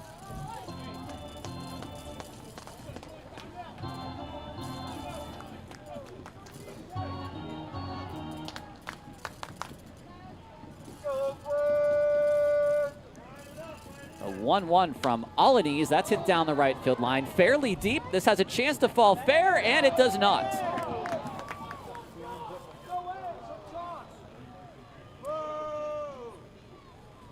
Lucas Alanis, by the way, 16 appearances, a 4.15 ERA out of the bullpen.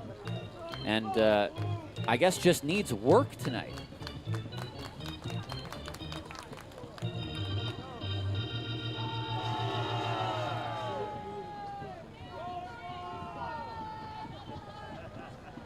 All Modesto today.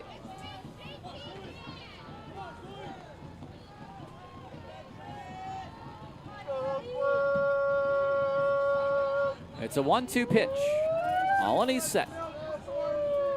And the kick, the fire, the breaking ball is strike 3 called. And there is one away. And O'Sullivan's better be careful, because that can get him ejected. Colin Prager was giving them a long stare. Yeah. And unfortunately, 2 for O'Sullivan, and that was pretty clearly a strike, too. Yeah. I mean, not clearly to him, because he doesn't have the eye in the sky that we do, but it's one of the ways in Major League Baseball, actually. It's almost automatic that if you tap the head walking back to the dugout, that you get wrong. And some of the umpires have actually confused the adjusting of the helmet of sorts for challenges. And say, hey, I didn't challenge. I was just adjusting the helmet. It's like, no, I didn't challenge. Was O'Sullivan hitting his head like, oh, dummy, dummy, dummy, like I should have swung? No, I mean, I don't know. Or was that, I mean, I think you would have to. Or if he just felt that pitch was inside. Yeah, I mean, you kind of have to be careful as a player these days now.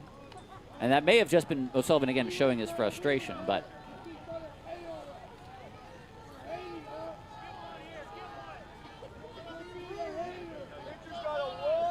One and 2 to Johnstone, who's 1 for 4 today.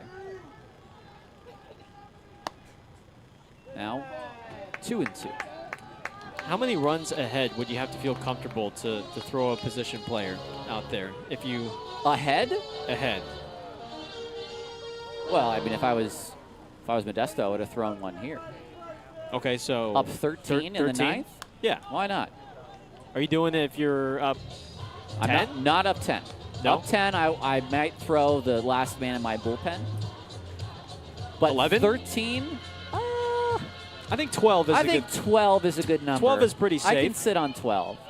If I was out there, Yeah. I mean, I think 12 is a safe number. I mean, the Dodgers have done it. I was going to say, Kike Hernandez. I think Noah Blythe is the Kike Hernandez of this team. And you don't want to put one of your starting outfielders in that position if you don't have to. But it's not worked out totally poorly when they have. Johnstone's hanging in there. Well, it's again, certainly a tactic. The Dodgers have used it before, and to save an arm for the rest of the series or the weekend.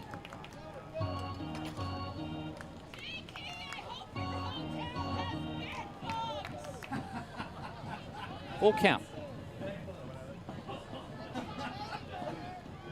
Johnstone swings and misses. And audibly not happy about how that ended. Alanis has now struck out 2. Here comes Tristan Moore. Moore has taken 3 at-bats. A single in the 6th, a flyout in the 7th. And this being his 3rd now. Out away from the end of this ball game.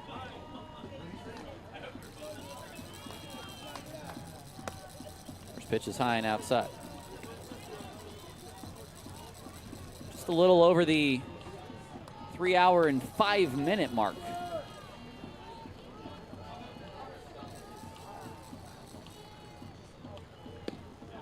One and one.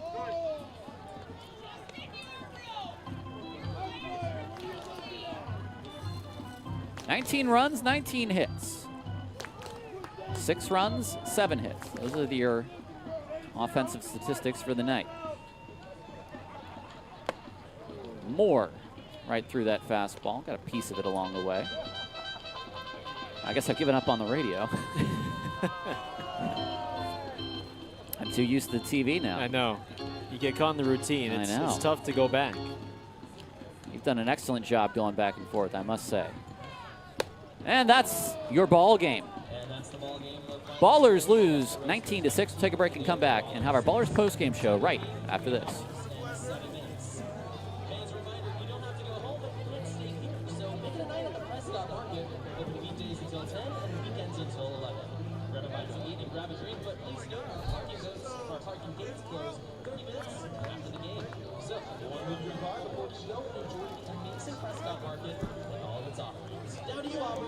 All right, Ballers fans, be sure to join us tomorrow night. We have a flash sale going on right now at tickets.oaklandballers.com. If you spend your $15 on tickets, you get $15 at the concessions tomorrow. That's right. Your whole game is paid for tomorrow if you come on down. We are also celebrating Coach Beam tomorrow. His family is going to be here. It's going to be a really, really great celebration. And then on Thursday, it's Oktoberfest. We're going to have a lot of great beer out here and also a vibrant single section. So get your tickets to another game in this homestand. We want to see you back here at Multi Park. For now, I'm Aubrey Tolliver. Big thanks, kudos to my producer, Casey Pratt, my camera guy, Liam, Maya, and all my entire great entertainment crew. We'll see you next time, Ballers fans.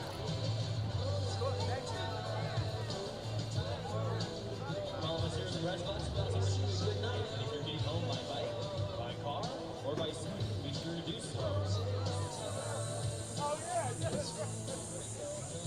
Safely.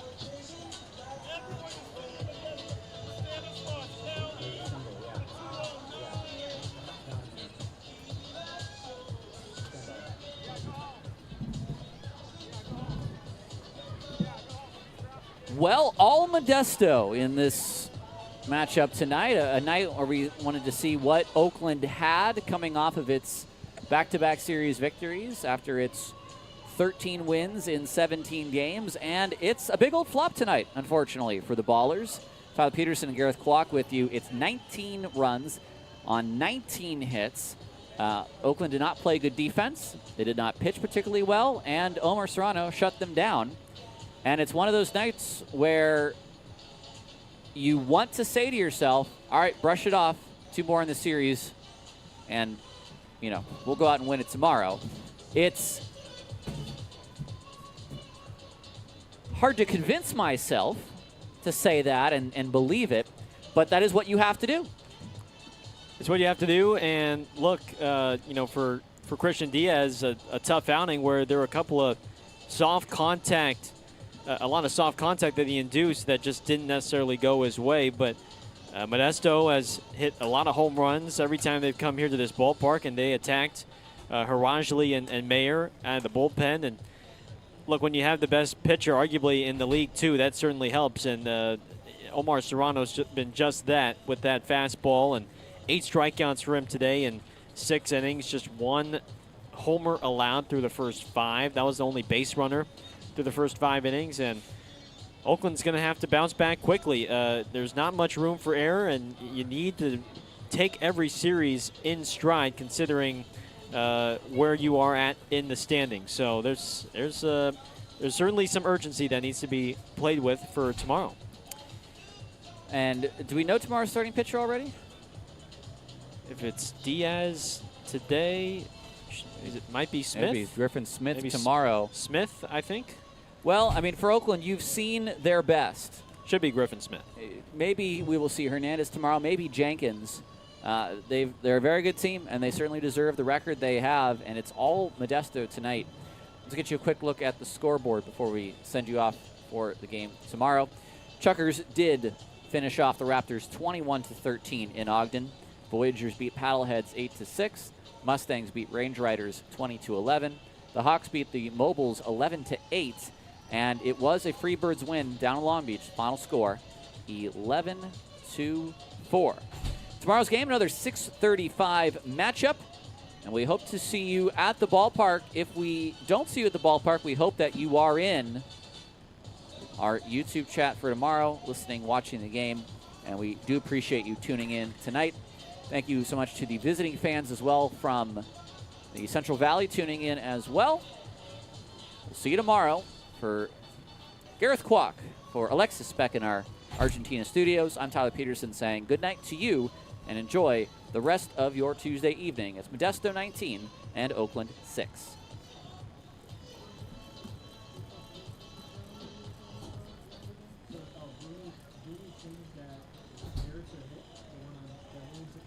No, he called it a hit off the bat.